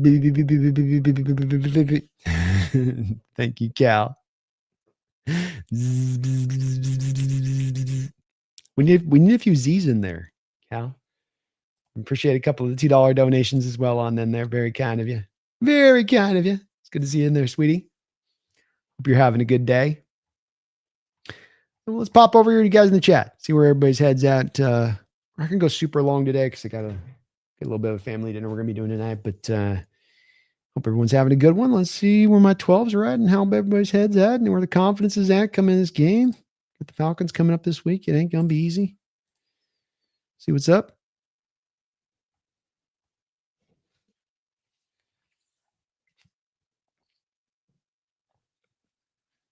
Shane says, to think we had numerous players missing as we are still this damn good. You got frontline strength and you got depth this year, Shane. And both things I think have come forward at the same time this year, which has been pretty incredible.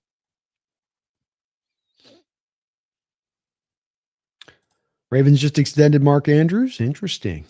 Well, he's kind of getting up there in age. And his reputation wasn't in the greatest place out there in Baltimore there after last year, was it? Woo-wee. Give me 1 second.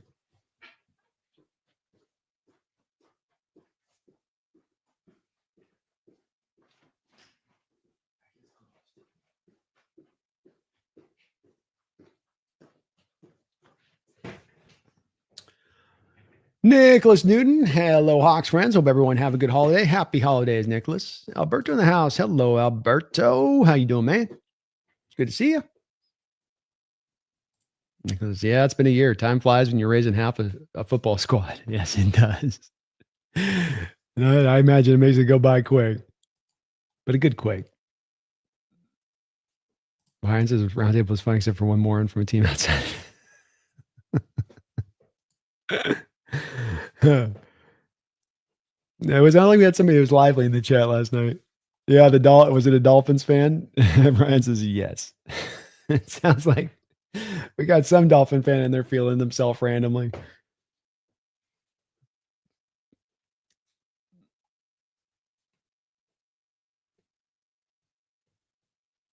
Catalyst is a lot of misassignments against 4-0 blitzes. Yeah. And it's a concern because this week you're going from facing the number one blitz team in the NFL to the second highest rated, second most frequent blitzing team in the NFL. So it does get easier this week. Hopefully that gives them an opportunity to clean some things up off of what they saw off tape to find some adjustments. Hell, they found some adjustments in the second half where some of those blown to miss assignments didn't seem to be as frequent. But yeah, it was odd to see Catalyst. And nothing coming from the game kind of dissuaded me from my initial thought with this being that, you knew this was what was going to happen going into the game. Yet you seem to offensively not be as prepared to deal with it. And I couldn't quite understand that. It's a little strange. Jamar Drake does hit like a semi-truck, man. He just runs through guys. He may not be a big guy, but when you're fast and you go that hard, you're not just setting up to, hit. Mike, I think Mike McDonald was talking about this about like Devin Witherspoon, what he loved about Devin, and a guy that will just play fast and he'll just, when he comes up to make a tackle, a lot of guys will break down and get under control and get balanced and wrap and roll. And with a guy like Drake or a guy like Witherspoon, they'll come through and just run through a guy. They do not care. They'll trust their angles and they will hit you hard. And it ain't even about just laying a great hit. It's just that you're just throwing your body into the guy at as fast as you can go. And good chance you're going to bring the guy to the ground when you do that. Kendrick says Mafe is going to make Kirk bleed his own blood. Hold on here. Nobody makes me bleed my own blood. I got that drop, Kendricks. I got that drop. And Nicholas, we'll see on Mills. He's kind of an interesting case study in what they're intending to do and what they want to do. And there is okay. Come on. Okay. Okay. Okay. Okay. Okay. It's going to be all right. We'll see with him on that. I don't know if Nicholas, the plan's going to be to fully activate him or not. Certainly is possible. And maybe come in there and kind of help out, give him some of the rotations, a little bit of a blow at the end of the year. I can understand. The one nice thing here, Nicholas, is there's a possibility here of if you don't play him this year, you preserve a year of his eligibility to becoming a free agent. You play him for 3 games, you lose that eligibility. Ryan says Drake Thomas looking like Zach Thomas. That's it. Sir, he is. Yes, sir, he is. I know. Okay. What are we doing? What is this? I don't even know what this move is. All right. Brian says, I may be in the minority, but I prefer we don't see Mills until 26. I will scream if he comes back for a few games and gets re-injured, needing to rehab all over again. Let him ball out next year. You bring up a good point. I just bring it up on just being kind of like Moneyball analytics style, Brian, where it's like, I just want to preserve the year of eligibility when he's barely played this year. But you bring up another point of like, they want to just give him through all the offseason to make sure he's fully over this injury. He tore that ACL late in the season with Notre Dame last year. It's not like they've just been kind of careful. It's like, this is the timeline with it taking kind of a year to recover from that injury at a minimum. Why not just give him a little bit of the extra time? I'm in the same place.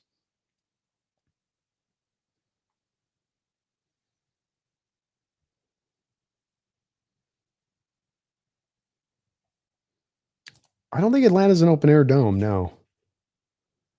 It's got kind of like if it's got an open roof, it's not a big open roof. You can kind of see it on the backdrop I've got here. It technically maybe opens up a little bit there, but I don't think I think that's got glass and stuff on the top. Maybe he says, what was the Derek Hall play again? Oh, I'll show it to you. Who doesn't want to watch this again? Play this on loop, man. Okay. She's a big girl, folks. She's a big girl. But here's your Derek Hall. You just watch him toss this guy. Feed me. Bazinga. Stop blocking me, man. The play's over. Stop blocking me. told you, quit balking me. All right, the play's done. It's done. I said it's done. That's just how I picture the conversation going. Says, I wouldn't mind a favor in return from you guys on Sunday. We'll give you the favor of the win, okay, Alberto? You're going to get your little top 5 first-round pick. But we're getting the division. That's the price you pay. You're going to pay the Thanos price on this. They're like, what did it cost? It's like everything. The division. The division. That's what you're going to be saying.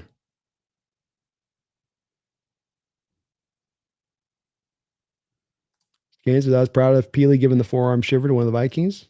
Players standing up for each other, man. You love to see it. Guy comes in there and gives a cheap shot on Josh Jobe, and you got Peely coming in there saying, no, you don't do that to our guys. No, you don't. I love seeing it, man. Part of that brotherhood of spirit that you sense and feel from this team right now. Fly Artist, how you doing? It's good to see you. I like violent tackles too, Nicholas. Me too. I like home runs and violent tackles.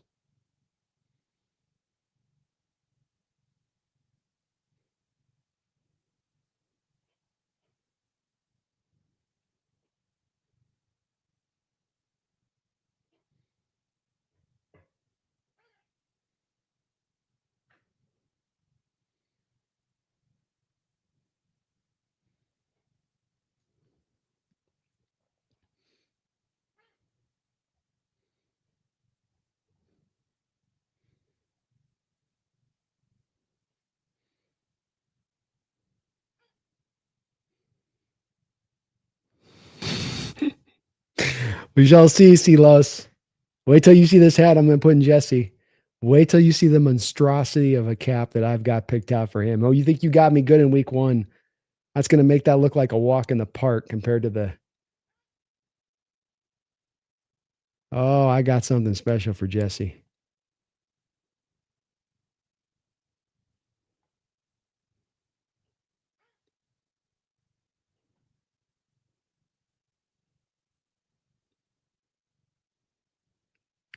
Kendrick says, show us that hat.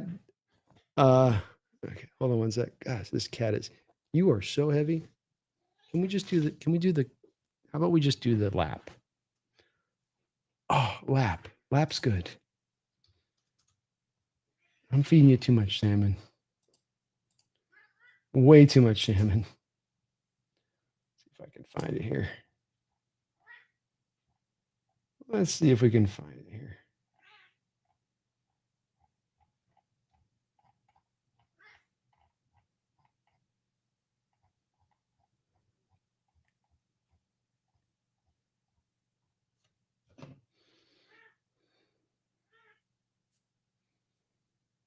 What?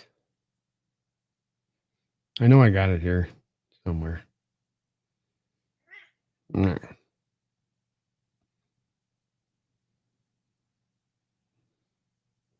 Oh, here we go. I'm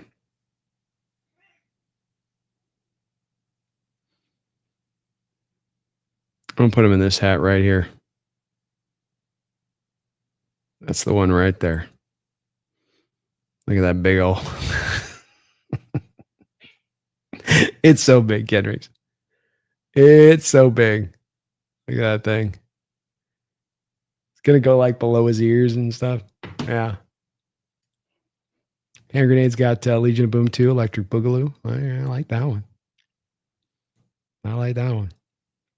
How about the McDonald Militia? It's pretty good too.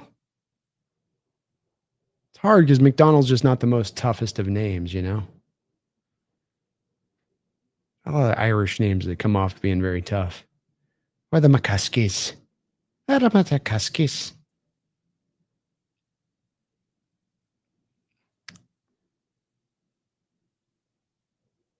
Windows itty bitty. It's a tiny window. I got to customize that thing. I got my new computer here today, so I'm gonna be able to go back to my broadcast source now that I got a computer that can handle it. Won't have to do the small screen stuff no more.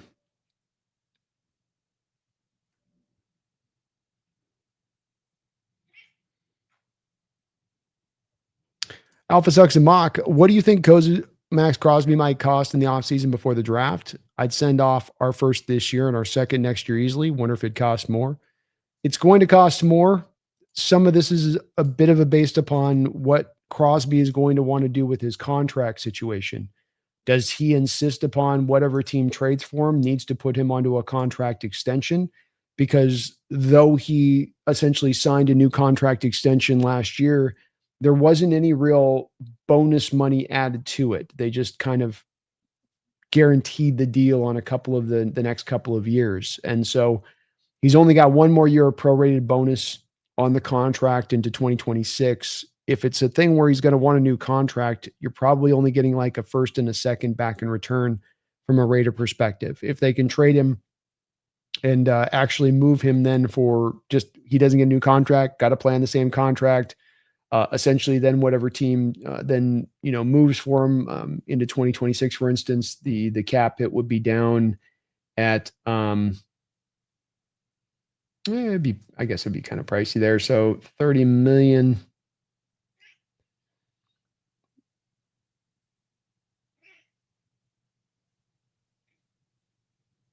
Yeah, so it's 30 million right now, but you could at that point, you have a contract at that point, which would be for the next 4 years. You are at 60, 90, 110 million. So you've got 4 years and $110 million on the hook, which sounds like a lot of money, but it's really not when it's all said and done on that because there's no actual bonus money. So you could be converting base to bonus next year, or you could just take, for instance, if you wanted to give Crosby a kicker here, you're like, look, we won't redo the contract you just redid last year. We'll just convert your base to bonus next year. Your base is $30 million. We'll take that, we'll convert it. And we'll in converting that base to bonus, it's going to cost us now over the 4-year period left of the contract.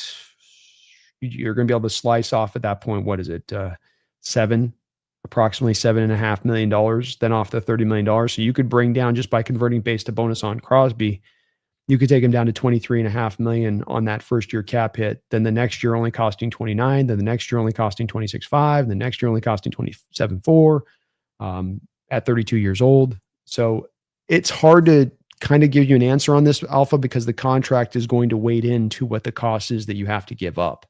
And it all depends upon what Max is going to want. Maybe Max isn't going to be in a position to be able to force much if he's trying to force his way out of town, where the Raiders are like, look, we want max compensation back. You can't ask for a contract extension.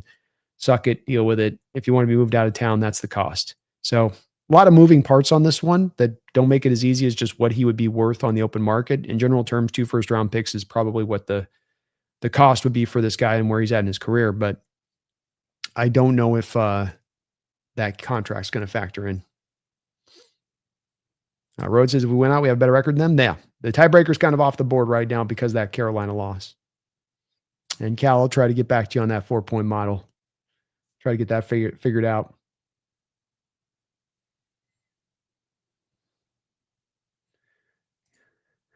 But no listen to logic. That declining defense is going to whoop us. Doesn't make sense. Yeah, the Niner defense ain't coming in a place where I'm scared of that defense in the least. It ain't the week 1 defense we dealt with. And even that week 1 defense we almost took down with them at relatively close to full strength.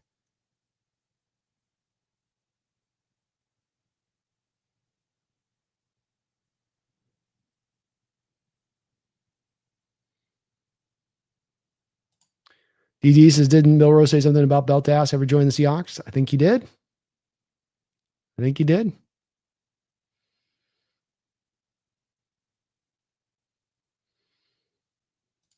He likes the shirt idea. I think I'm going to have to get in the shop on this one. I got to get in the shop and come up with something on this. Wouldn't be too hard to do. BL Key, Black Thought Brown Dreams. Brandon, use the ESPN playoff machine.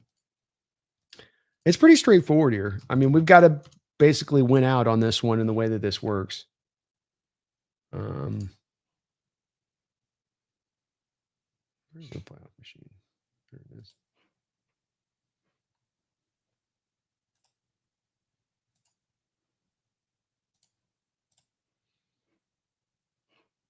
So you got basic setup here in the way that this works. It's kind of just you win. You got to win out, and if you don't win out, you'll probably get in the playoffs. But you're gonna have to kind of win out to take this division. The Rams are going to probably win twice.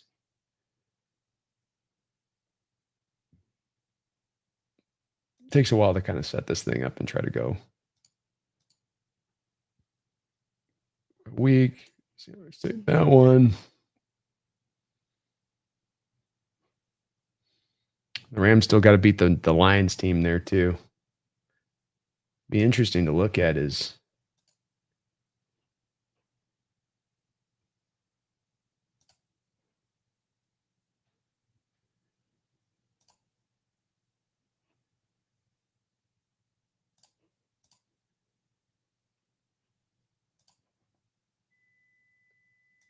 kind of wanting to check and see if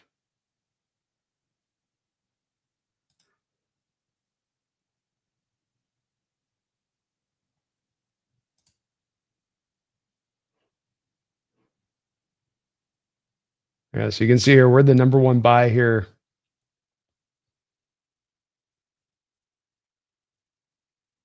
I was kind of trying to see if it was we had the one loss, two more losses, that takes them way down.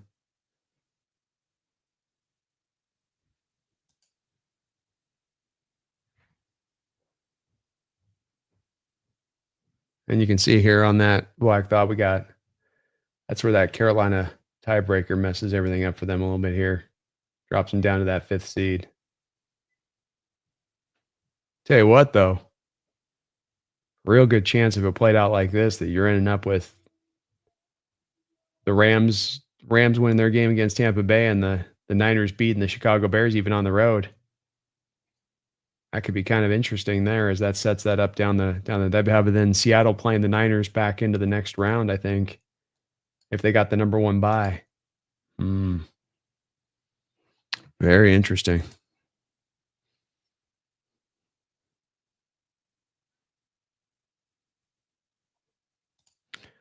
Is there an advanced metric out there that shows stack box percentage against our offense after the Shaheed trade? You would have to kind of, I think you'd have to go, you can find out week by week with it, but I don't know if there's a stacking up necessarily of from this week to that week. I think the stats basically make you go pick it week by week or pick it for the year would be the, would I believe be the deal. Let me see here. Yeah.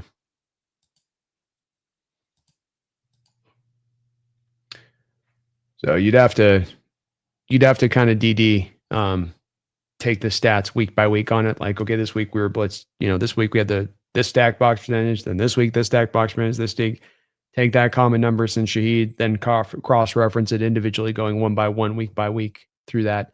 I think in general terms the answer would be no. The stack box percentage has been pretty consistent against the Hawks to my eyes, almost week by week, with the exception of the Los Angeles Rams. Everybody else basically trotted out there pretty similar stuff.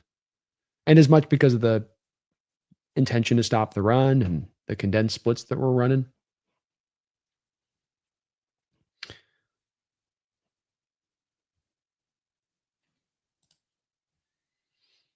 Randall McDaniel in the house. Thank you for the $5 donation, Randall.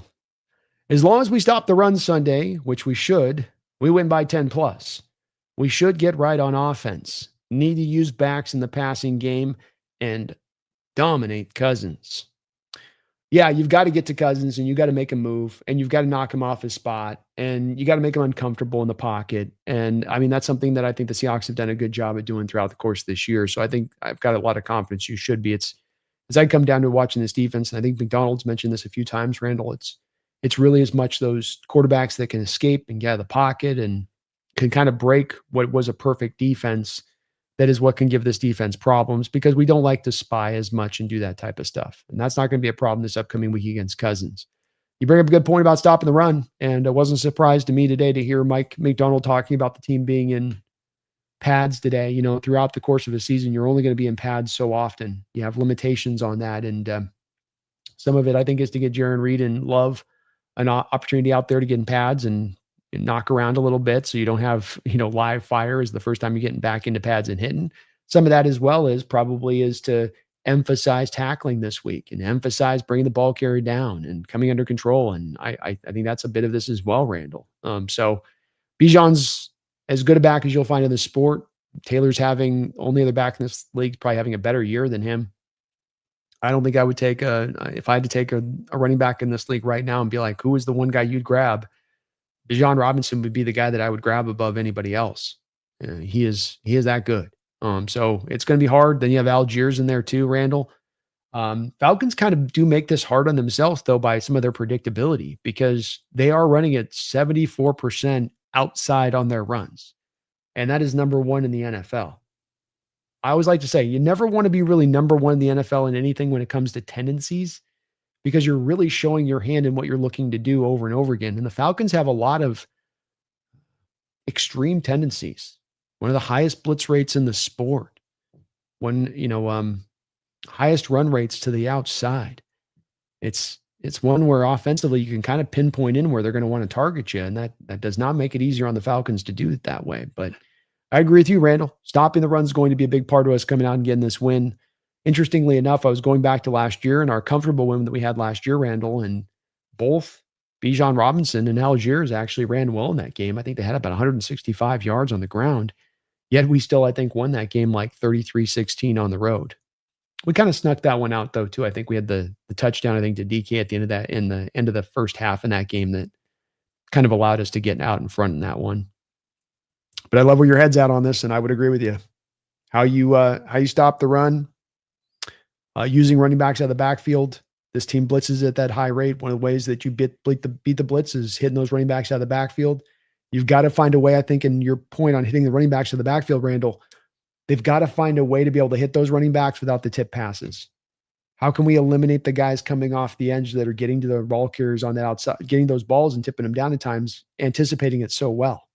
How can we maybe make it look it's going to this way and then come back this way? Maybe a little bit of misdirection because there is times where it seems like defenses are a little bit on it in what we're trying to do. Not every play, but there's a lot of plays where you can feel a defense that they feel like they're a little ahead of it or on it in what we're trying to run on that play or see it coming, which when you get guys getting into the passing lanes like that, there is a little bit of anticipation at play. And we got to find a way of eliminating that while at the same time using those running backs out of the backfield because that's a major way to beat the blitz. I'd love to see a little bit more of the screen game this week too, Randall. A little bit more emphasis on that as well.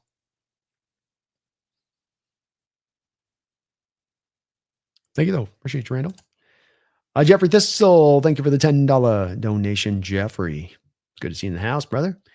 I don't know what to do this week.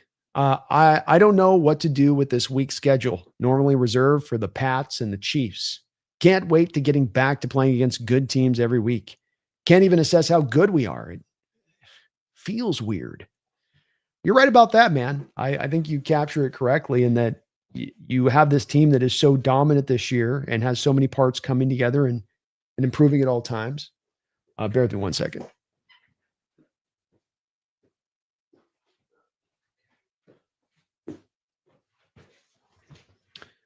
That's improving and that's, getting better all the time here, Jeffrey. Dominating teams, putting teams away sometimes by the second quarter. But there has been an easier schedule this year. And, we walked into it this season knowing that this was going to be a part of the case and that this was going to be to our benefit this year.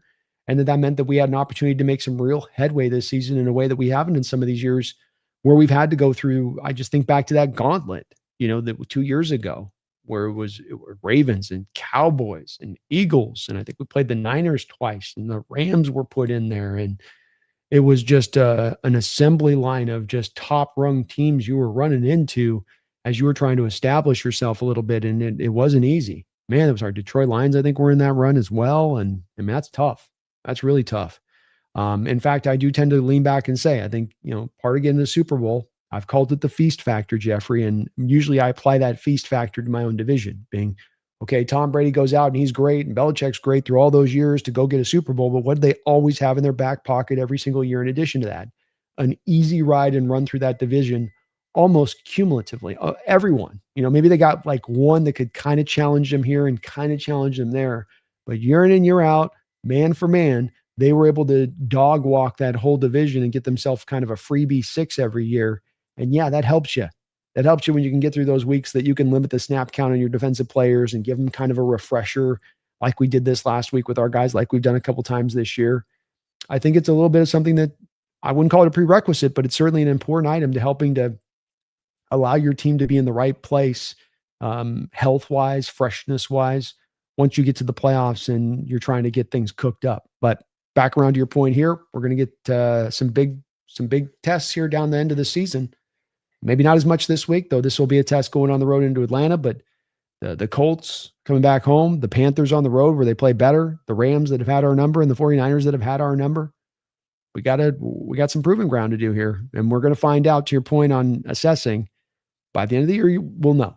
By the end of the year, we'll have an understanding of, not that we'll know for sure that, oh, there's no doubt we're just riding roughshod through the playoffs, but we'll know if we're going to be actually a contender in the playoffs, that we can stand with those teams by how we perform down the home stretch of this season. Feel the same way, Jeffrey. I feel much of the same way.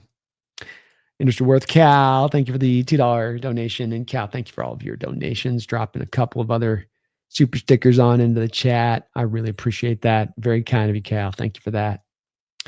Brent, thank you for the $2 donation. He says, TBH. I always forget what.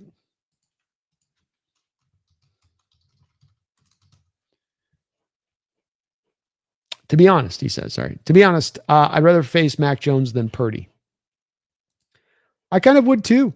It's back, same point that I was just making a moment ago there, Brent, in that I think that the Seattle Seahawks defense, if it gets to face what we can call maybe statues or guys with just slight mobility, I think that this is a defense that can dominate against those kind of players. I think that if you have a guy that they can move around and escape out of danger and extend plays and be improvisational, I think that that's what's going to give this defense the most problem, because so much is structured up against taking away how the playbook naturally wants to operate from that given opponent week to week that you're playing against. And that gets thrown out the door when you're talking about an off script guy that just kind of is making it up on the fly. So I could understand that completely. Purdy had you beat a couple times. He's beat you a couple times here with McDonald coming in. You were able to get the win in the matchup on the road in the second game last year, but that was partly because of the injury situation to the Niners. And, Max played really well for them, but he's not a mobile guy. You can get after him. I think you can take away some of the throws of what he wants to complete a little bit there and squeeze down in the zones on some of that, really test his arm out to beat you deep. Yeah, I think Mike would have a much better game plan and play for a guy like Mac versus Purdy that can kind of just make it up. And he did a lot of that even in that first game this year, where a couple of moments he was able to just barely get out of danger, where other quarterbacks we've been able to get to this year in those kind of similar ways. Well said there, Brent. Well said. Yeah, I see it the same way.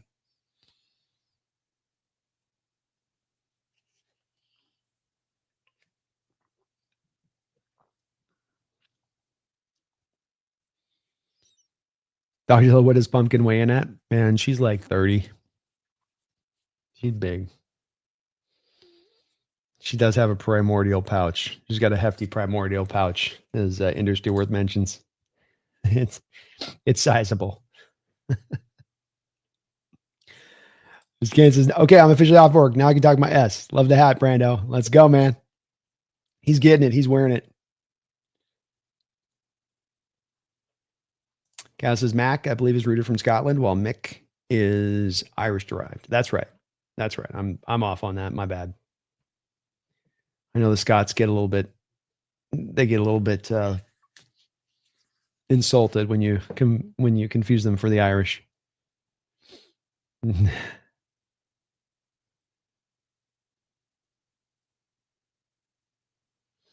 Jason says, Bud, that hat is cool, but the one you had to wear made you look real goofy, pal. I could always do the Hawk one. There's a Hawk equivalent to the hat he gave me, Jason. But it just kind of feels like I'm copycatting a bit, at that point. I feel like I gotta be original with it a little bit.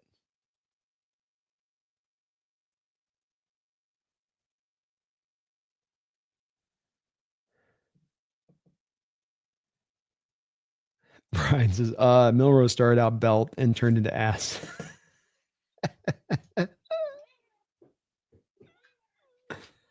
Oh. Okay. Okay. Jason says, I think you should make him wear one that looks goofy too. Seriously. I mean, the one I picked out is pretty goofy looking, but I can make him with, I know where he got the one that I got. They make one for the Seahawks. They make one for the Niners. So.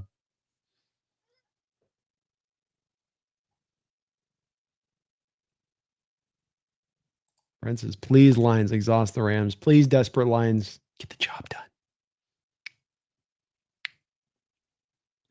Ryan says, man, if we manage to win out and take the division, that will be the best regular season record the Seahawks have ever had since their inception. I think it's got an argument to be made as the best all-time season, especially with the amount of dominant wins you'll have had on your books after closing out in that manner that you will have closed out. Yeah, I think so, Brian.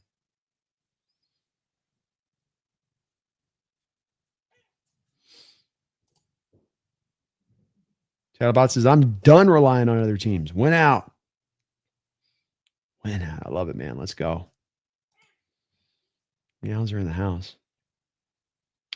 Martin Lawrence, are we seeing much improvement in the run game? It looks like we are, but haven't really looked into the numbers. Yes, the run game has improved in recent weeks. Its efficiency, effectiveness, the bigger runs you're breaking off, Martin, collectively all the way down the line, it is improving. Is it a night and day difference from where it started this year? No, but it is better, and it's seemingly getting better and better as the year goes along. So it's good sign. Brian says, yeah, best of luck shutting down Robinson. He has the most missed tackles of any running back in the NFL this season. He's a dog, man. Where's my button? He is a dog.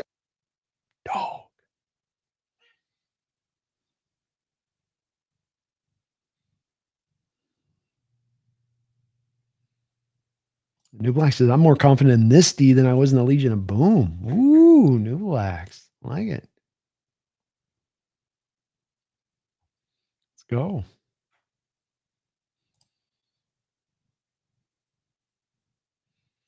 Martin says, if our defense does have a real weakness, it would be the tackling of our secondary, in my opinion. Too many misses for me from some of the players. Yeah, you've got guys. I would say if I go collectively through that group, I could look at Josh Jobe, Breek Woolen, Kobe Bryant, Ty Akata. I think all those guys, there's plenty of room there to kind of pick at some of where they're going to miss some tackles collectively as a unit in there. And that's got me a little worried on this game with Bijan. Front does a good job of keeping it cleaned up for those guys, but when they do come up, you get your share of missed tackles.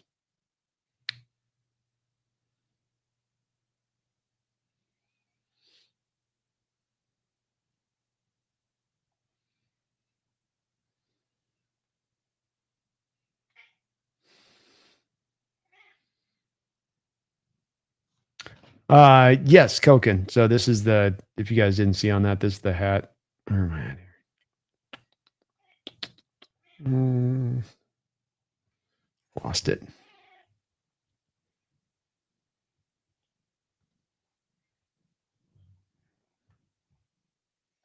Can we chill out, kitty, please? Chill out. So here's the bad boy right here. I'll be putting him into that right there. This big old thing cover up his whole face. Almost can't even see his eyes, Koken. We're gonna go at it with that. No starting drama in the chat industry. It's just kidding.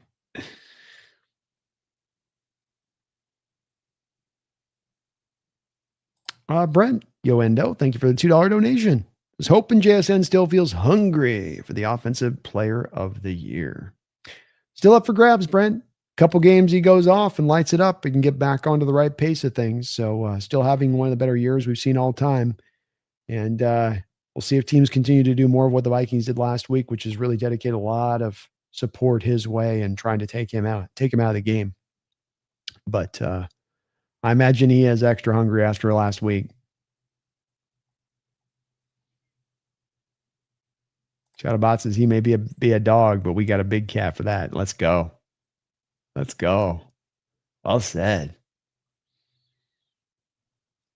Is there going to be a Thursday night game this week? Yes. Members of the channel, we'll be doing a Thursday night game for you folks. So do keep an eye on community posts for that. Got the Cowboys and the Lions tomorrow. Should be a good game. Do you think we'll see JSN get more than 100 yards in this game, or have teams finally decide to lock him down? I mean, we haven't seen teams consistently really drive to go to the double teams with him yet. It's hard to say whether this is going to be a new trend, as it just kind of started for the first time last week after over halfway into the year, Martin. You know, I don't think that every team can afford to run double teams. I don't think every team can run things schematically the same way, or that they have built-in designs to run things the same way. But if a team decides to run double teams to a receiver, I often said this about DK back in the day. The answer is not that you force feed into the receiver to the double teams. The answer then is that you find the other openings on the field that will exist on the back of a double team being dedicated to an outside wide receiver. And so some of this might see less target touches to JSN then because of that, but that doesn't mean the offense can't then become more effective on the back of it, because more guys are going to have more room to work with and more space to work with and less bodies to deal with on the back end. Token says, can't wait to see Jesse wear that mofo. Let's go. Let's go. Brent says, that's a good one. Make a little cut in the hat for his flippy hair to pop out of it. Ooh, that is a good suggestion. I might need to do that. Especially with how much everybody goes after him about his hair. He just gets beat up about his hair all the time for some reason. I don't know why. Gavin said, let's just win Sunday. Get this dub, man. Get this dub. Just get it. Just get it done.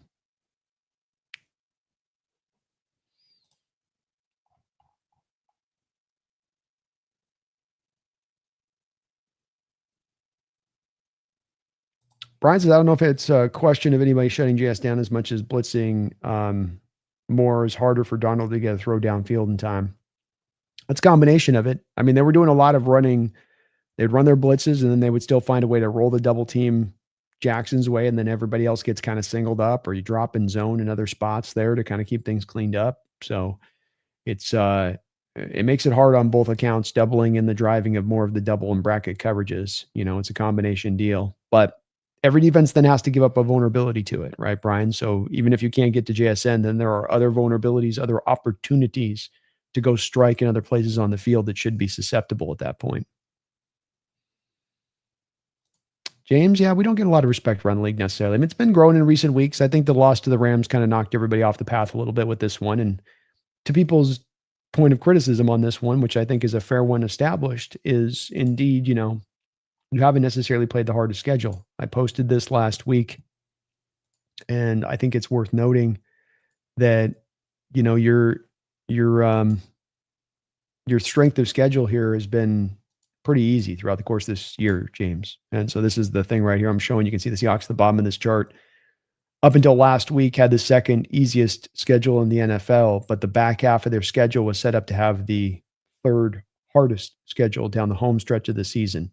So we're going to learn where this team stands. And I think once you start taking on good teams and taking them down, you'll see the respect grow with that. But it's also just what you get nationally with the Seattle team. And it's hard for us to get a lot of respect unless we have some legendary defense or Sean Alexander setting touchdown records or something. Sarah looks like the mean guy from the cartoon Doug. Look it up. I'll have to look it up. I don't know if we're underdogs, and not this upcoming week, Kevin. But yeah, you mean in general terms? Yeah, that's true.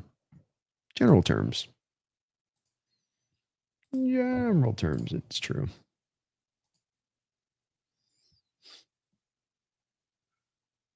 New Blacks, there was a play where Shaheed was breaking open for a 60-yard touchdown, 1v1, but the running back failed the block, and Darnold had to scramble left and throw it out of bounds. If it was on time and rhythm, it was probably a touchdown.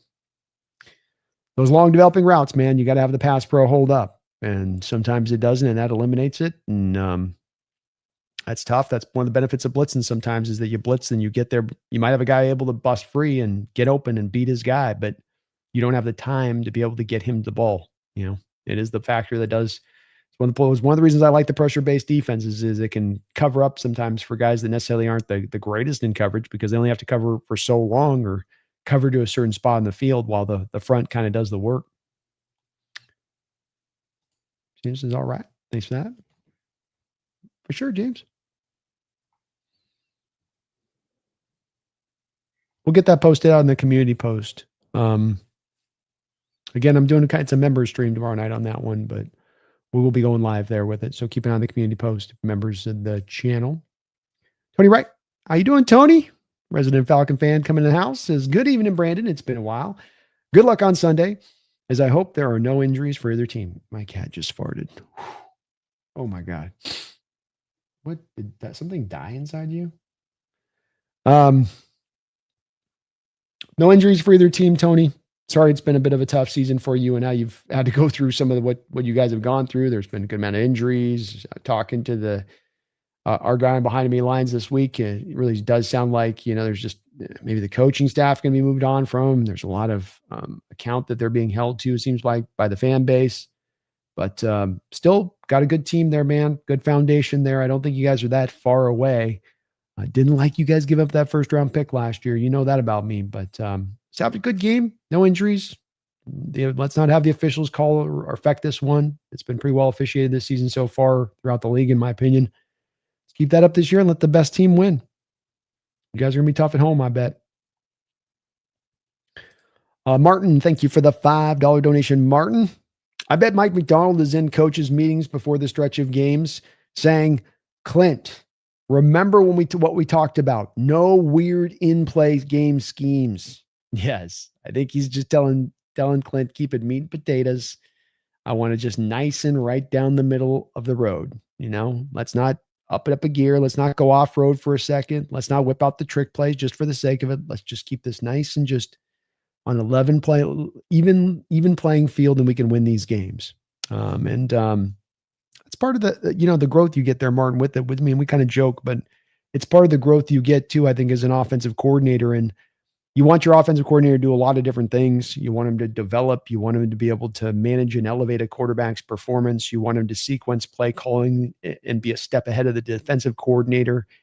But I think you also, as well, moments like this, you want him to look at a team and recognize what he's got working on a team, what's required of his offense, taking game by game, how he has to manage the game calling, not simply just calling plays on a sheet, not just simply just trying to score as much as absolutely possible, but also managing a game and how you call it. Like we saw this last week against the Vikings. I mean, that's a part of what you do. And it's not a sexy part because it's not you out stacking up yards and points and touchdowns.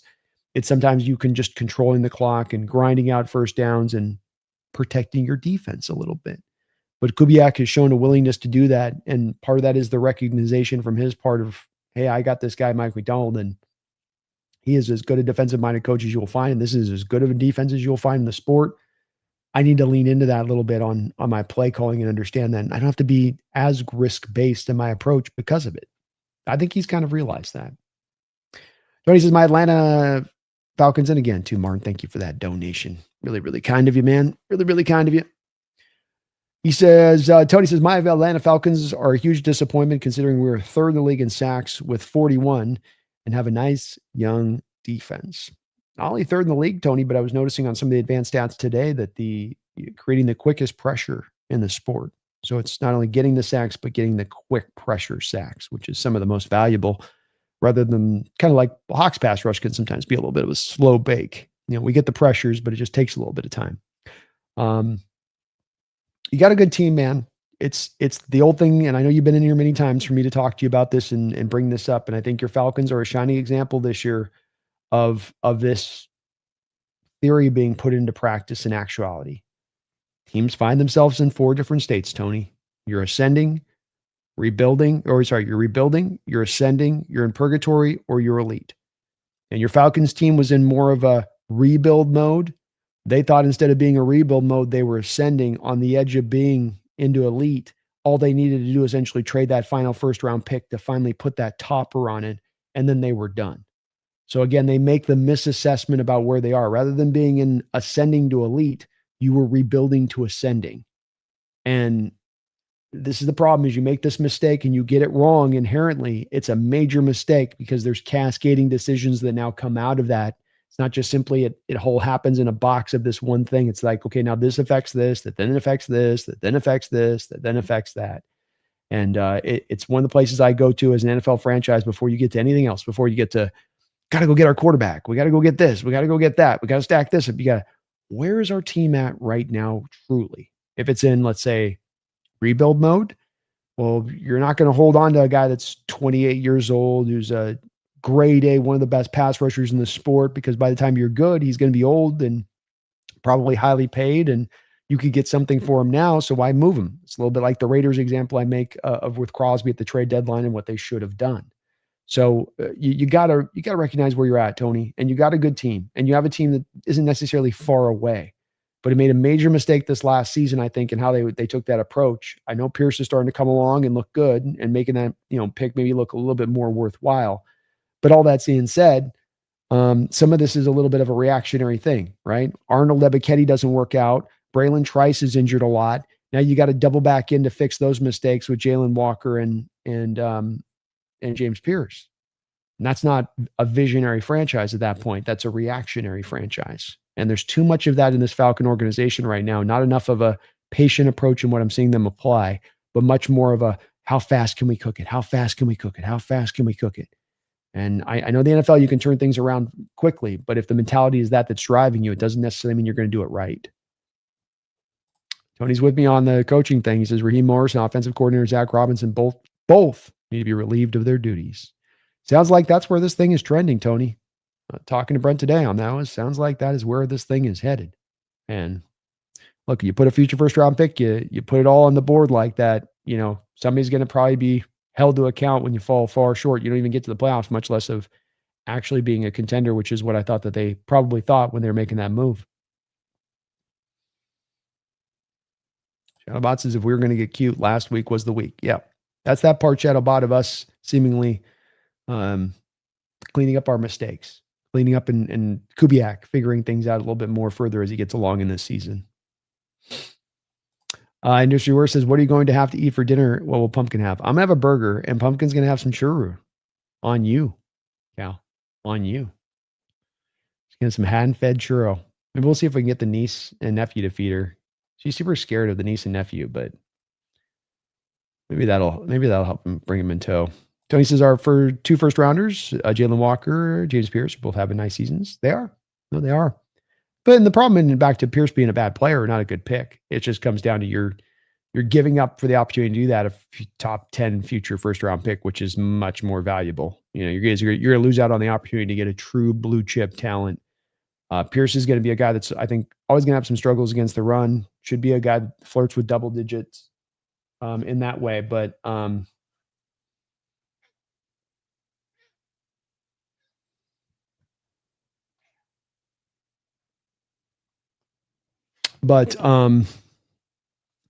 that's my only issue with it. I certainly can understand the pick, and Pierce. I like Pierce. I love Walker. But yeah. Pumpkin cheesecake? I like regular cheesecake. I can't do pecan. Yeah, I can't do that. I can't do that. Kevin Collin, can we just get this run game moving this game? I will cry. It's been doing better recently, Kevin. It's coming around, man. It's turning the corner. And I'll tell you what, the thing with this Falcons team is that they were a little undersized up front. They don't really have a true blue, big old trash can full of dirt nose tackle that weighs 340 pounds and you can't move off the spot no matter how much you get double teams on them or not. Like, they've got some light guys up front. They're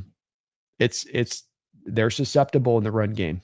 This should be a week where you're able to get this thing cooking and rolling, which brings me to a good time right now to thank the sponsor of this show, which is going to be Sleeper.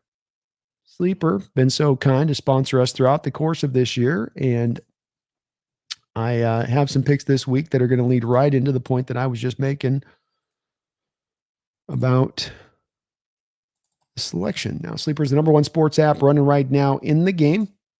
And there are some limitations in Washington that are about to get opened up here. They're just trying to figure out the fine little last minute details of the law and how they're going to tax it and all that good stuff. But use my code today, and they'll match you up to 100% of your first deposit up to $100 using my code NEST, N-E-S-T, on the Sleeper app. It's my favorite of these apps. I've used all of them, and I like this one the best because it just seems like they have more options that you can go through, more control in what you pick, get the overs, get the unders on the individual players every week here in the NFL, get some basketball picks on in there, get some weekly fantasy if you're out of your fantasy league and you're trying to, get a little of that pride back, maybe learn some lessons for next year. You can do so right now and make some money at the same point in time. You can see right now for my picks this week, I have Walker going over 60.5 yards rushing in this game because I think he's going to find some headway against this Falcon team. I think Bijan Robinson, after he got over well over 100 yards last year against this Seahawks team, I think he's going to find some moderate success here too over the 66.5. And we got Kyron Williams with 66.5 yards, and Kyron Williams also with an anytime touchdown, as I think the Rams are going to double back down to the run game that they kind of left away last week against Carolina, especially because they'll probably be up in that game on Arizona looking to kind of just grind out the clock. Had a 50% boost on this, so even though I only put $5 down, I got $50 on the line on this one that I can go out there and I can win. So please do use Sleeper today. Terms and conditions do apply. Please see their site for details. But right now, you can use my code, get that 100% match, and they've got a freebie $20, no deposit needed. Just create a login, and they will put $20 into your account right now. So that's $120 from me to you when you use the Sleeper Fantasy app. Please do take advantage of that today. Go make yourself some money. But I think we are going to find some headway in the run game. I really, really do. Jason says, Brandon, you're way too nice of a guy. Well, I got cool people like you in here, Jason. It makes it so easy, man, to do what I do when I've got just a chat that has me laughing and thinking and on my toes, and just a great spirit that comes in here every time from a community standpoint of things. I mean, it's just, how can you not walk in here with a smile on your face, enjoying what you're doing, with a little giddy up to your step, if you were, you know what I mean, Jason? But it's folks like you that come in that are just so awesome. It makes it just natural. If it's that way, it's natural, and it's from you guys in this community. Kevin says, I thought Sam played fine. It was clear that Kubiak went uber conservative and Mike was good with it because the defense shut him down. Yeah, I agree. That's the way I saw it too. I think very early in that game, he recognized what was what and was like, look, I don't have to do as much. Rams did this too a couple of weeks ago. Nobody knocked them for it. We should knock our offense for it.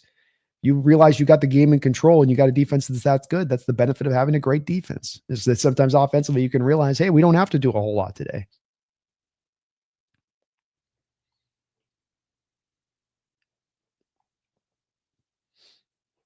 Tony Wright says, plus we have a young 3-4 defensive ends, Zach Harrison, Rook Aurora. Can't say his name ever. Brandon Dorless gives us our defense a bright future. Indeed. You never know what you might still get from Braylon Trice out there too, Tony. I know he's been injured, but you never know there. I love the 2 safety tandems you got for the future. Xavier Watts was awesome. I know he's 3 interceptions for you this year. He's going to be a playmaker, ball hawk. I could really see in the future how you guys roll with Billy Bowman and Xavier is the, Bowman and Watts. That just sounds like it's either a great law firm or an awesome safety tandem. It's one of the two. But Bowman and Watts could be really cool for years to come, especially from the playmaker standpoint, taking the ball away in the secondary. Still got Terrell there. Yeah, there's a lot there to work off of as far as a base goes there with that defense, Tony. There is. Just got to find the right combination. Brent says, man, Brandon, glad you're a cat dude. Hitting my 30s showed me how much I am one. I got 2 cats, and they are my best friends. I got 2 cats as well, and the same is true for me. In fact, I got to go get my other cat here. Hold on a second. Sorry.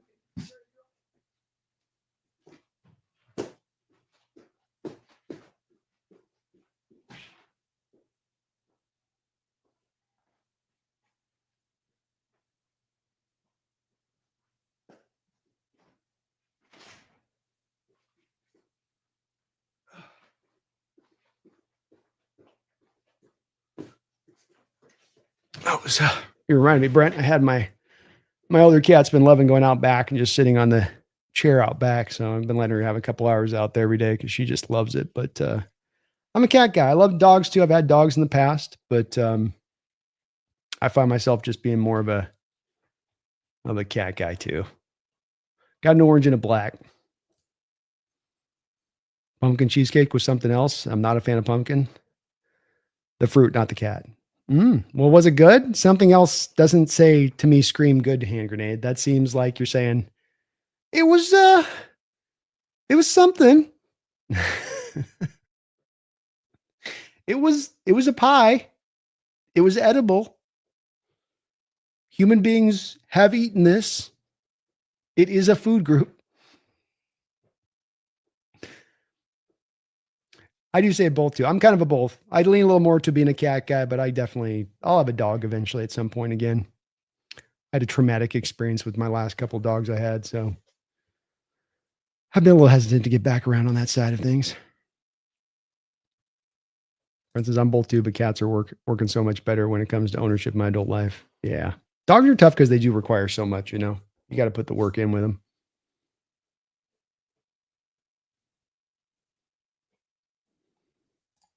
We do need to do a San Diego meetup at some point there, Cal.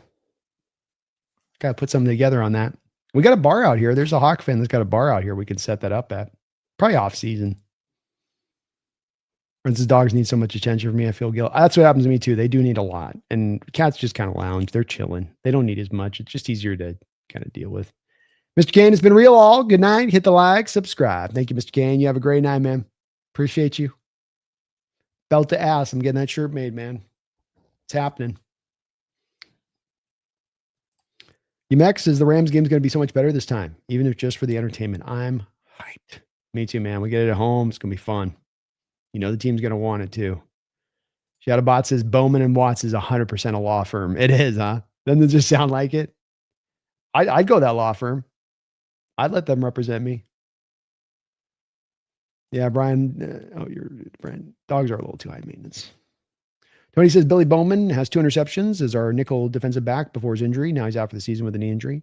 He's a playmaker, man. I remember scouting him out at Oklahoma, Tony, and he's got a nose for the ball. You know, he's got a little Earl in him. I'm not saying full on Earl Thomas, but there's a little bit of Earl in there, just a little bit. And both him and Watts have that as kind of their specialized skill that they bring to the forefront is taking the ball away. And you get 2 of those guys in the same safety room starting at the same time. I was talking on behind enemy lines today about it, Tony, and it's like, man, wouldn't surprise me if we look at, 2 years down the line, those 2 guys are starting at safety for you. I know he's a nickel back right now, but eventually you part of that, you got Jesse Bates. So Jesse gets out a little old, a little expensive. You move Billy to the other safety spot. Wouldn't shock me if you had 2 guys there that were able to get you a combination of 10 picks a year for a couple of years there. Very plausible. It was pretty good. Okay. You weren't effusive in the, it was something. Is it cheesecake? Yeah, cheesecake does have a bit of cheesecake has a high floor and a limited ceiling if it was a football player. Martin says, I would like Sam to clean up on the fumbles whenever he takes a sack. Is it me or does he just seem to have it happen too often? It's a little bit of an issue there. It may be one that we just have to take with Sam with the give and take of his play a little bit. Doesn't mean that it needs to be hyper active and we need to see it every other game, but would like to see him find those opportunities. I think some of this gets cleaned up at times, Martin, and this is where he's kind of learned a little bit coming on the heels of that Rams game is, not having the internal clock go a little faster and not just acting like that your pass pro is going to hold up forever in there in the pocket, anticipating a little bit of the pressure at times. And if it's not there, willing to throw away, willing to step out of the pocket and try to scramble a little bit. Correctable stuff. And he has taken some steps on this stuff, not with the scrambling necessarily, but certainly with the throws to the flat and just getting the ball out of his hands a little quicker at times. Just got to lean into that. Greg says, B, love the show. Looks like Atlanta doesn't have a very good special teams. I'm thinking we're going to get a good kick return in this game, hopefully a touchdown. Go Hawks. Well said, Greg. You caught it right. This is one of the worst special teams unit in the sport right now as it stands. There is a lot of holes to this unit. A guy in Rashid Shaheed had a nice return this last week. That's a guy that could be a big factor in a game like this on the punt returns, say nothing of the kick returns. And we know that this is where you're getting strength against ultimate weakness because the Seattle Seahawks maybe have the strongest special teams in the entire sport. Atlanta has maybe the weakest or if not the weakest. That's going to play a part in these football games. That factors in. We've seen that. And it can be a turnover. It can be a single play that swings momentum or shifts things in a direction.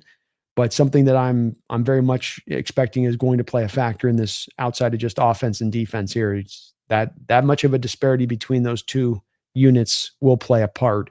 And usually when special teams units are going wrong like this throughout the course of the year for Atlanta, like they have been, you don't get them corrected just suddenly on the fly in week 13. It tends to just it continues to be an issue until you get the offseason and then make it a point of emphasis.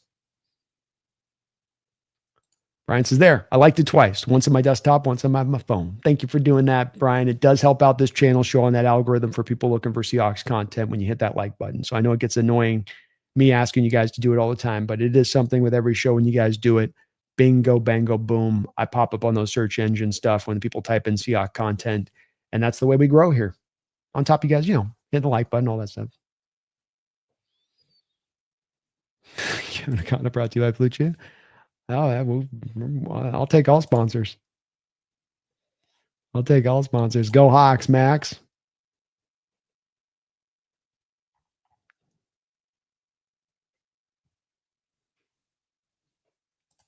I agree. It's about the graham crack crust. Regular crust. The second graham cracker crust came out, regular crust days were done. Everybody started to realize how bland regular old crust was. I mean, I feel like it should just be standard issue. Graham crackers should be now the new industry nation standard. It just comes right off the conveyor belt like that because it makes everything better.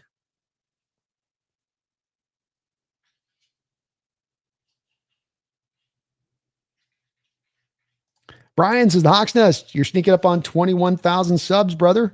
Let's get her done. Indeed. We cooked right past, and we weren't too far away. It seems like not about like a month ago, just crossing the 20 mark. So we have been flying up the roar. I appreciate all of the new folks that jumped in and become new subscribers to the channel. You're awesome for doing that. It's where we're trying to go, man. Just keep growing and keep getting bigger and bigger, getting that 30,000 mark rolling. And I've been really, really overjoyed with what we see. I'm really, really proud to let you guys know. Just, I'm sure you guys be interested on this to a little degree. We set a record last month, just individually on this channel, with about 310,000 views or something like that in I want to say a 28-day span.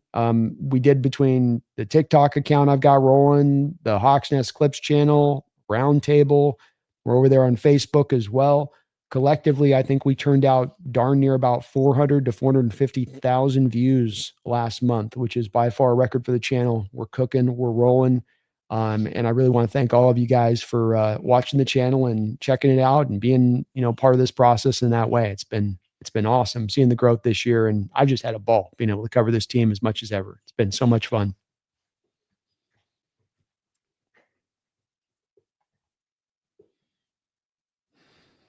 Thank you for the $2 donation, Cal. Says, I bet you're one that can taste crazy bitterness other people can't. You bet right. Some call it picky, but I like the way you put it. It's called a crazy taste bud, thing. That's what that really is. Martin says, have a good one, everybody. Looking forward to the game on Sunday. Catch you all then. Appreciate you. You as well. Max says, I'm thankful for living in the era of the JSN, the GOAT. Me too, man. How fun has been able to watch this guy play, and just one of those guys on this team of many that's so very easy to root for. Hard workers, get after it, not complaining, just out there busting their butt every week. He is awesome. Torrey Horton's not going to be back, I think, until around more of the end of the year span on that UMax. So a couple more weeks with him. They're being careful with him. Part of it's kind of an insurance policy. You got Shaheed out there. You want to get him a lot of run right now. You'll have Derek Young getting back in the mix too. So it's all kind of a bit of they're just being very careful with the rookie. Thank you, Mr. Worth. Appreciate you for that. And a good month. Max says, can you make a mix of the plays JSN made defenders fall down after the season? I will. Yeah, for sure, man. I will for sure. I did a short with him doing a couple of the moves of him getting guys slipped up, but I'll try to put a video together of JSN. It's good off-season content for sure. For sure. Hand Grenade, you going to have a guest appearance when the 24-hour stream drops? Oh, absolutely. We're going to try to put it together, not just me yakking away there when I do it, but we're going to try to get some folks on the stream as I go through and do those drops. And we will be doing that this off season. We'll be doing a 24-hour stream for charity. I promised it once we cross 20,000. I've been long in needing to bring it, and we will be doing it. Probably first. I think I'm going to lean into doing it for St. Jude's. But yes, Absolutely. I'm already kind of putting some of the planning together on that because I'd like it to be a kind of a fun 24-hour stream rather than me just looking at you guys being like, what do you guys want to talk about now? What do you want to talk about now? Stuff like that.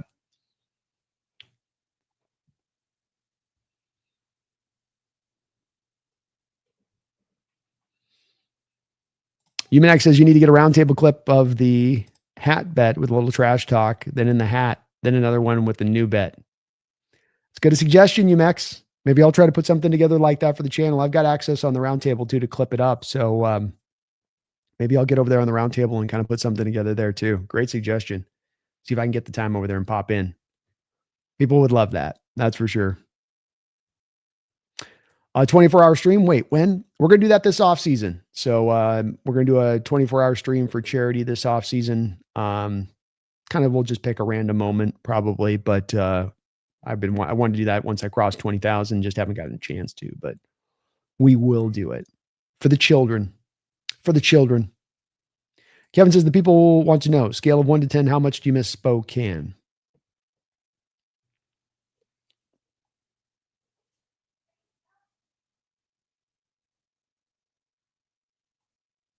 5, I guess. I like Spokane. I'm not one of those guys that would call it, that it gets that Spo Compton nickname at times, which I think's unfair. So you look at some of the spots on the west side of the state. You know what I mean?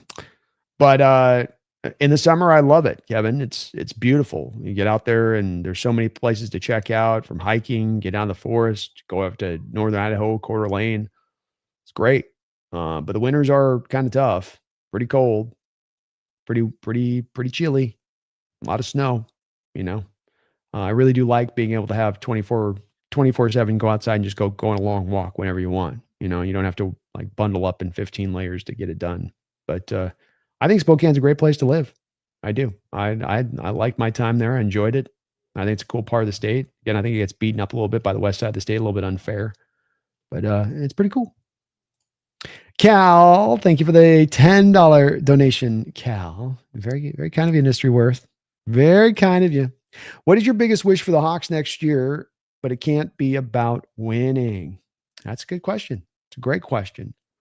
My big wish, my pie in the sky, my throw the penny into the wishing well here, and I already know what it is going to be to go make a big move for a difference making defensive player.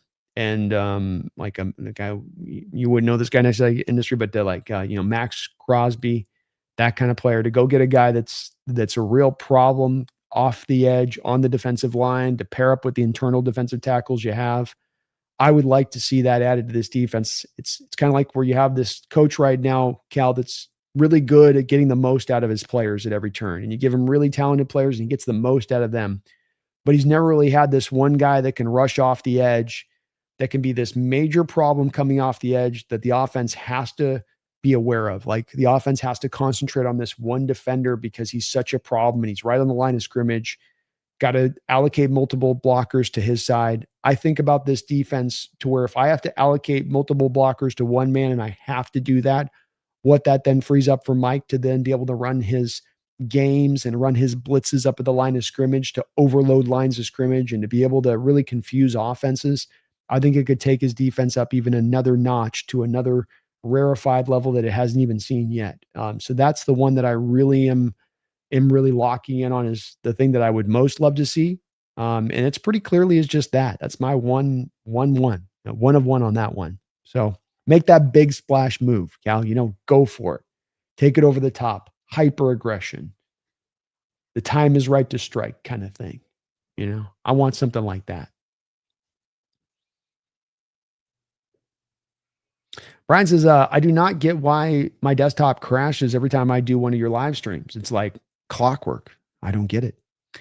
I'm not sure either, Brian. I might have thought that maybe there's something like when they try to run like the ads or something and the ad blocker catches it, but I don't run ads midstream. I run ads at the front and I run ads at the end.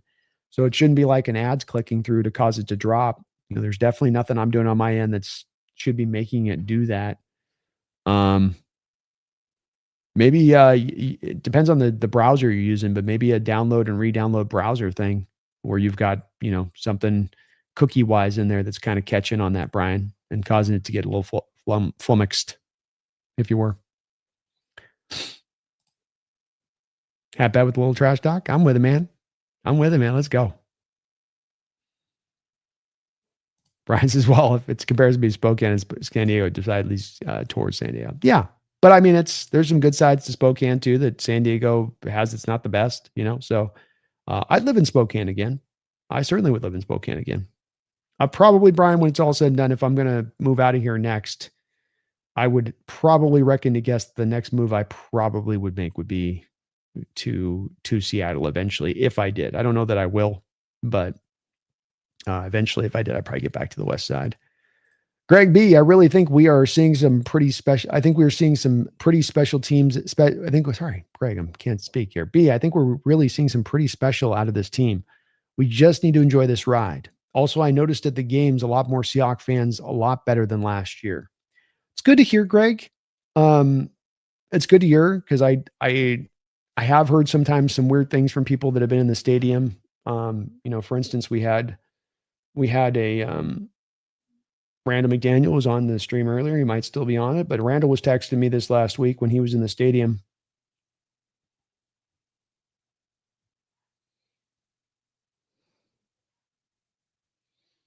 There we go. And he said, hit the game today, first one in 2 years, got club level seats. He said it was a weird vibe. Wasn't a lot of energy in the stadium until the Jones pick. Offense just kind of going through the motions, and I'm not being nitpicky. We shut their asses out. So a little like what he's talking about was a little what I've heard from other folks going in there, Greg, at times, which is just that the sense is that, you always used to have the Hawk fans get in that stadium and you just felt that there was a collective energy and understanding what time it is and what the fans needed to do. And that they were driven by the spirit of wanting to see this team great and that they could goad that team on to become that. And it has seemingly wavered a little bit. And I've been thrown a lot of reasons from fans at me as to why that's the case, and lack of winning, lack of things to root for, lack of success at home, bop. Those things are off the board now with this team. And the team has been winning consistently for now the 4th straight year. It's going to have a winning record.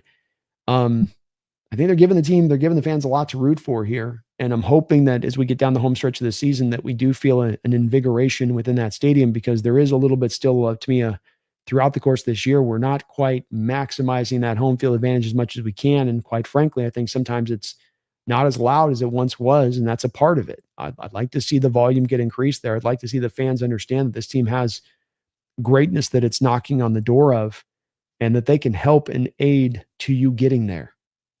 And that it takes not just half the stadium or a fourth of the stadium decide to check in. It takes everybody collectively to get there.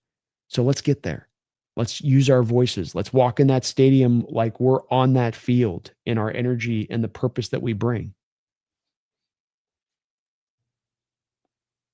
And I'd rather have the snow than the gray, rainy weather. I would tend to agree with you on that too. That drizzly rain, cold thing in Washington is not fun. Like even when the snow falls to the east side of the state, at least once the snow falls, you can go outside and there'd be days where it's kind of warmish, or at least it feels okay. It's always got that chill to the bone feeling over on the west side. Ray says, "Be okay. What would you give up for Crosby?" I'm definitely in the same boat as you. It all comes back a little bit on the dependency on what you're going to be required to have to dish out to him as far as new contract wise. So let me bring it up here, because it's a weird contract. This is why I say this. And what makes this weird, Greg, is the fact that he signed a new deal last year, but he didn't get new bonus money on the deal. And the bonus money is what makes things kinky when it comes to trying to figure out what the compensation is going to be back in return. So when we look at over the cap here, and I'm going to go over here to the Max Crosby contract. And so what you're seeing here on this contract is he originally signs the deal, as they say right here. Crosby signs a 4-year, $94 million contract, March 11th, 2022. Comes back at the start here right before the year in May of 2024. And they increased the total value of the contract by only $5 million. And it's a lot of guaranteeing the contract. So the guarantee is here and the guarantee is here. So 2025 and 2026 were guaranteed. But look at here. After this is this year's bonus money, then one more year of $5 million bonus, and then no bonus, no bonus, no bonus. So what happens from a Raider perspective on this potentially is they can come out at you, Greg, and they can say, we're going to give you Max Crosby at 28 years old on a hyper cheap deal for the production he's giving you back in return because bonus money swung off the books, just got a contract extension. He can't come back to you guys and re-up. You could take this year right here, next year's cap, right? You could take that if you wanted to, and you could convert that base to bonus and save yourself another $7 million off the deal next year. You could take him down to $23 million as a cap hit next year. So because of that, you've got to give us more draft capital back in return. That's a very feasible part of this process that could go this way, Greg, in that they're going, look, we're giving you this savings of a deal and this great player, and that could up the ante on the costs. So you're starting out probably, if there's no new contract to Crosby and he can't get anything else extra outside of you converting base to bonus, that's probably going to make the contract, that's going to make the cost go up. And we're not going to be the only team out there that's going to be in the water. Like the Eagles will be in on this as well, I'm guessing. You might have a team like the Chiefs in on this. Like, there's going to be a lot of teams trying to push. So 2 first-round picks is where we're starting because I'm going to anticipate probably not a new contract. You're going to probably have to give a little bit more up on that. Is it 2 first-round picks and a player? Is it 2 first-round picks, a second, but then you get a third-round pick back from the Raiders? A little bit, a third and a fourth back, to kind of counterbalance it, somewhere in that neighborhood. And quite honestly, if it was a 2 first-round picks, a second-round pick, and then we get their third-round pick back this year or next year, whatever, I probably would be willing to do that at this point. Because this draft, as I'm looking at it, Greg, is toilet paper that's been used. I'm not liking this draft. And I feel like this would be the draft where the dumb team overinflates draft capital and how much they value it. Smart team devalues it for this particular draft. Now, it hurts to lose the next year's first round pick, but you've got so much on this team that's in tow right now and set. And what this does in adding to your team with Crosby now, what do you need extra now defensively? Like, what else do you have to top off this offseason at that point? Like, maybe find a replacement safety, maybe find an outside corner. You're set. You're good. You got to figure out center. You got to figure out right guard. Rest of the offensive line's good. You've got your receivers probably set, especially if you end up bringing back Rashid Shaheed. Might need a running back. There's just not as much we need there to go out there and get in the draft right now because you've put so much of this foundation together. You're the 3rd youngest team in the NFL. It's not more young talent we absolutely need to have right now in tow going in the future. I feel like let's maximize out this prime of where it's at right now by bringing in a guy like this. So I guess my bottom line is I'm kind of willing to overpay and go above and beyond this, Greg, than I think a lot of Hawk fans would because of these reasons.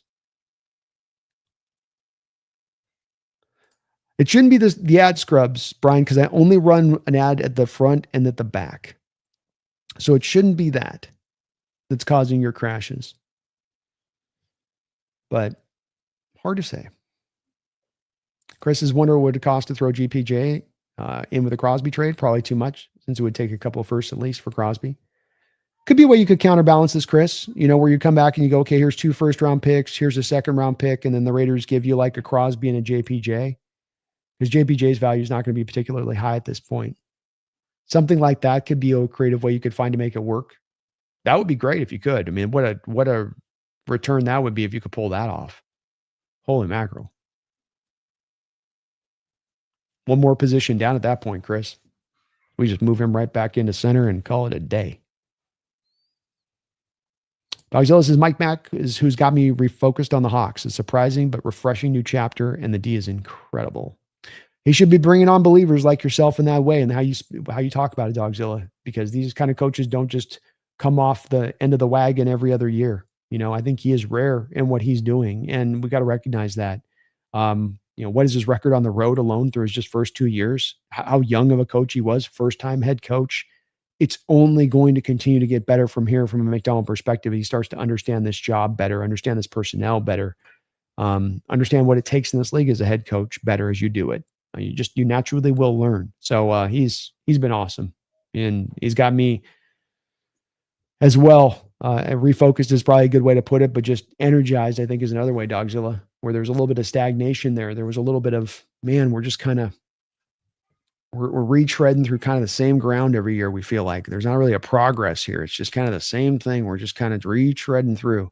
This feels like you can feel week by week, year by year here with Mike, that increase of that improvement.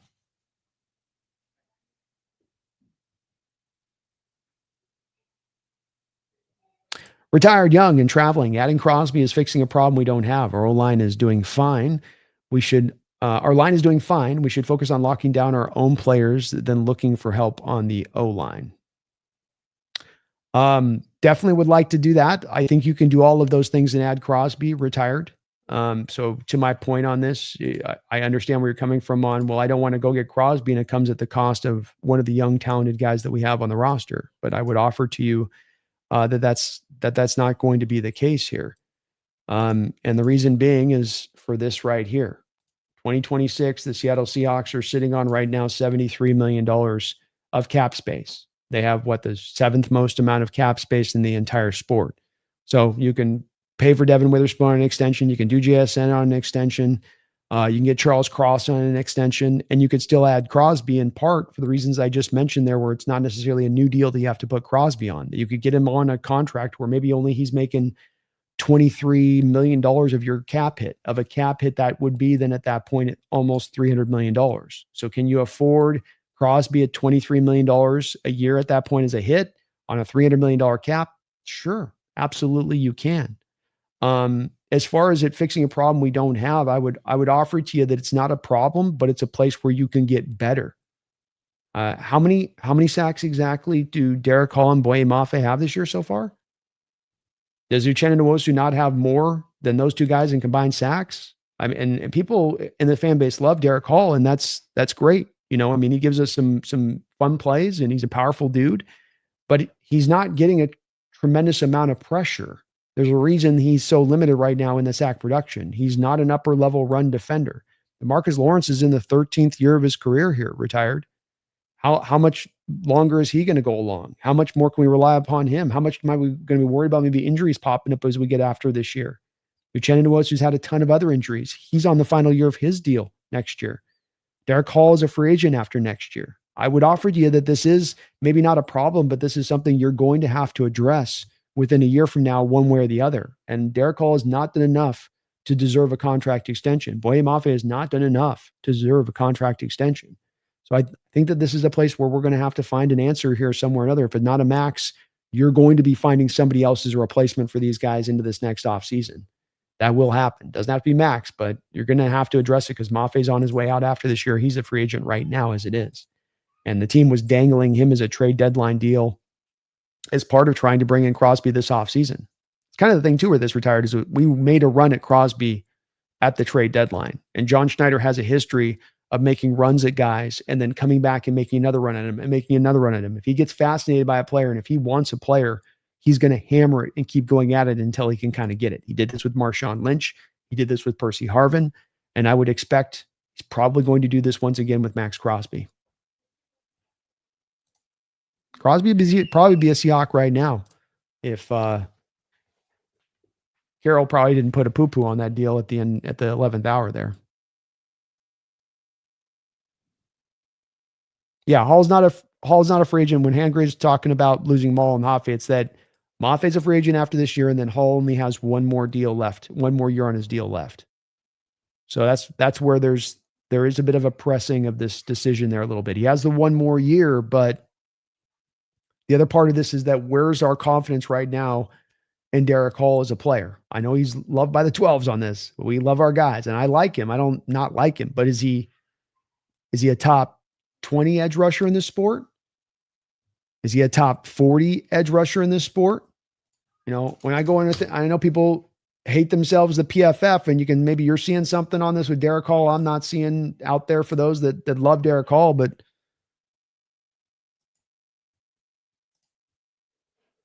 here's our PFF right here, right? Here's our edges. Let's go down. Let's see where Derek Hall's at here.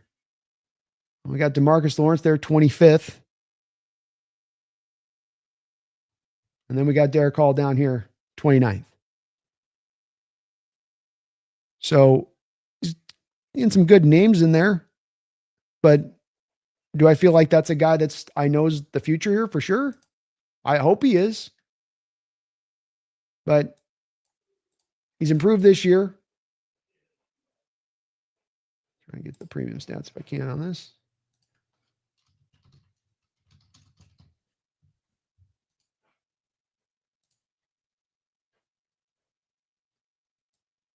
Charted for 2 sacks this year. 3 snaps. He's been injured a little bit. His tackle rate's still what it is there, a little bit. 23%. So still missing some tackles. He's a good player. I don't want to seem like I'm knocking him. I like Hall. I just think that you can do better. I think that we can find something more dynamic. We can find something that can consistently create more pressure.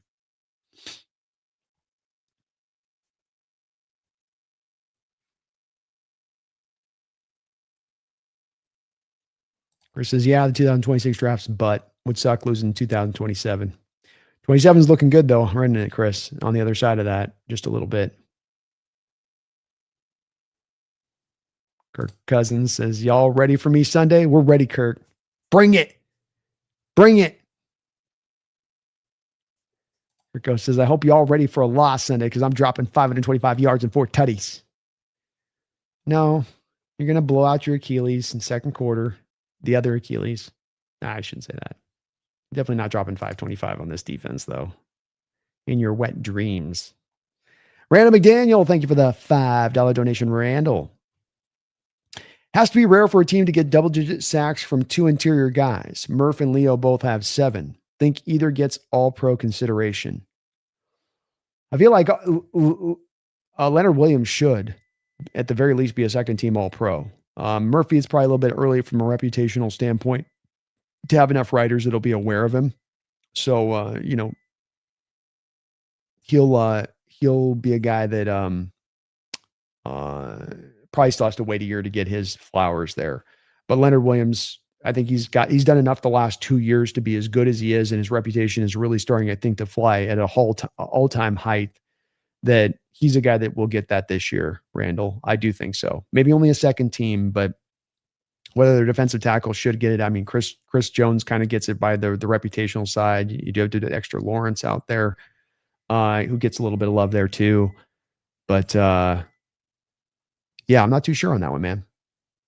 I'm not too sure if Murphy will, but Leonard will. I think Leonard will. And you're right, Barry. I can't remember the last team that had double-digit sacks from both interior defensive tackles. It's been a long, long time if it's happened. If it has happened. Thank you, Randall. It's good to see you in the house, man.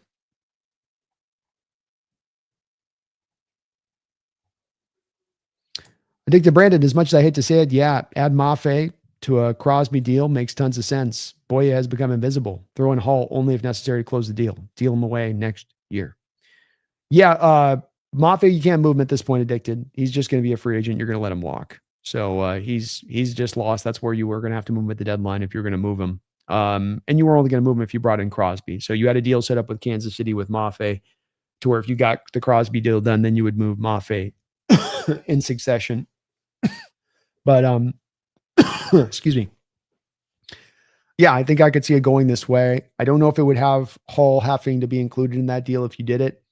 Maybe it could lower the cost down potentially. Depends on what the team thinks of Hall and in the Raiders in that way. But yeah, a lot of possible ways to get kind of creative with it. How high is Crosby? All the way high. Murphy is still playing mainly nose tackle this year from an alignment standpoint. Hand grenade, yes. Williams has been willing to do some dirty work for him. He's been willing to take some nose tackle snaps in there, especially pass rush, and kind of run the point role of clogging up and taking blockers and letting Murphy kind of swoop around.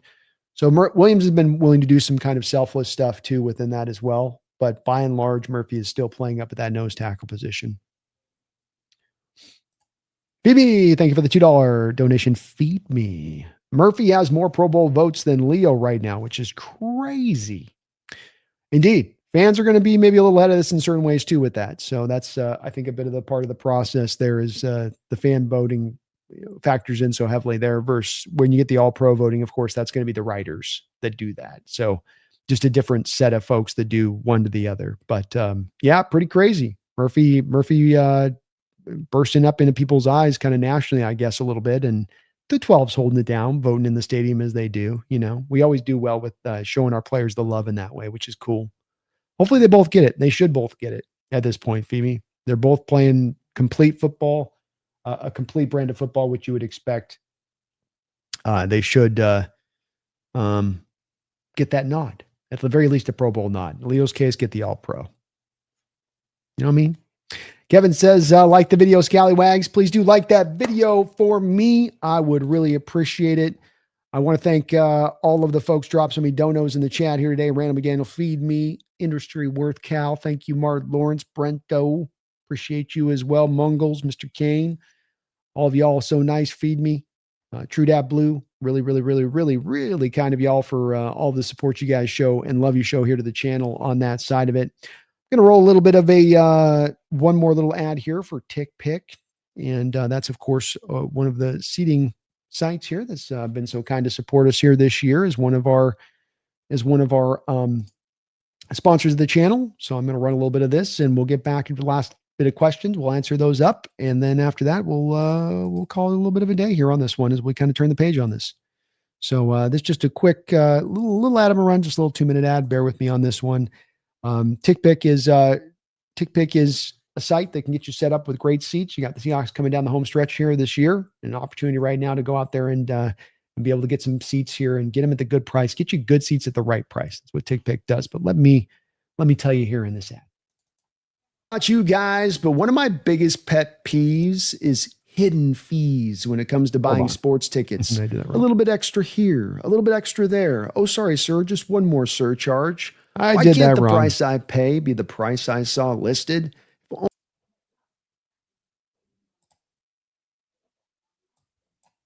I don't know about you guys, but one of my biggest pet peeves is hidden fees when it comes to buying sports tickets. A little bit extra here, a little bit extra there. Oh, sorry, sir. Just one more surcharge. Why can't the price I pay be the price I saw listed? If only there was an app where these fees didn't exist. Which is why I want to give the sponsor of today's show, TickPick, a huge shout out. With over 20 million downloads, TickPick has you covered. NBA, NFL, concerts, festivals, you name it, they got it. TickPick provides the lowest prices, guaranteed. Oh, and no fees. What you see is what you pay. The NFL's in full swing, the NBA's just around the corner, and Major League Baseball playoffs are in the thick of it.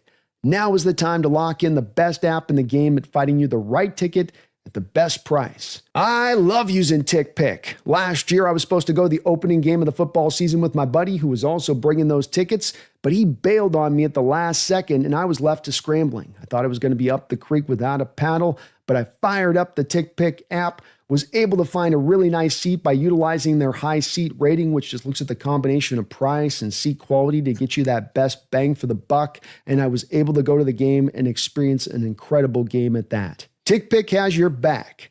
Each ticket bought is backed by the buyer trust guarantee so that you can trust your seat is legit. And of course, I've got a code for you guys. When you use code HMA, get $20 off your first set of tickets with TickPick on a purchase of up to $100. That's $20 off any tickets when you use promo code HMA. Make sure you click the link in the description section to download the app and have the code automatically added to your account so you can use it later. Thank you, TickPick. Big shout out to TickPicks, sponsoring the show. Go get yourself some tickets here. You're going to want to watch the Seahawks team down the stretch because they're exciting to watch, and they might just be on their way to having the best regular season in Seahawks history when it's all said and done if they can close this year out right. And yes, do never send any unsolicited TickPick picks, Max. That is correct. But please do utilize their site. Use my code today. Get yourself some good tickets in the right section. They got a little VR thing, which is kind of cool. Where you can see how your seats are going to look from the spot. Very cool. Very next level stuff out there. I thank you guys today for a great show. Our community is popping as ever here in the chat, keeping me rolling, keeping me going. And you guys got me thinking and laughing and just having a great time here to just chill and hang out with you guys every time I get to go live. We're going to be back tomorrow with the B&B show to preview this upcoming matchup with the Falcons. And then we're going to be doing a Thursday night stream for members of the channel. So if you're a member, please do keep an eye on your community post, as I will be getting that link out to you tonight for the Thursday night game. So a lot lined up for tomorrow as well. More coming at you here from the Hawks Nest in that way. If you haven't had a chance as well, I know I don't speak about this a lot, but we've got a whole place that I go to on another channel called the NFC West Roundtable every week. We just did that last night. It's Tuesday at 6 o'clock p.m. Pacific Standard Time. It's a whole separate channel from this channel that I go on there. It's been doing awesome. We are beating all the other roundtables, and I mean, we are lapping them by like 3 or 4. It is amazing, our turnout and what we're getting there from that. So you do want to check out that channel. You want to get subbed up over there. Please do check out the NFC West Roundtable on that side of it as well. You hit that like button here on your way out the door if you haven't had a chance to already. Helps out the channel, helps me show, helps me grow, all that good stuff. And I really, really do appreciate it. Thank you guys today for all the support, all the tremendous discussion that you guys always bring on that side of it.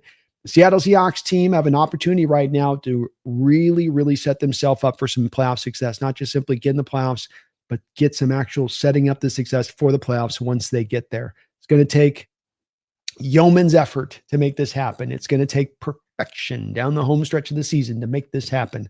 But this team is getting bit by bit better and better and better as the year goes along. The rushing attack is coming forward. The defense is getting more dominant. The special teams has maintained as being maybe the best unit in all of football. So yeah, there's going to be some tough teams that we got to face down the stretch of this season, but the team is rounding in the right kind of shape to be able to take on this challenge, especially with all of the bodies that we're due to get back off of the injured reserve here, and only making you stronger and only making you better. It's going to be fun to watch how this season plays out. As many have put up in the chat, I'm just going to enjoy how this all rolls out. I don't know where this end's going to go. I don't know how high the heights are going to go this season or where this team can go. I think anything is possible, but I am just having one hell of a time having the opportunity to watch this team and just enjoy the ride. Enjoy the ride. Thank you for watching today. I really appreciate it. Hit that like button. Please sub on up. But beyond all else, don't you ever forget. Go Hawks.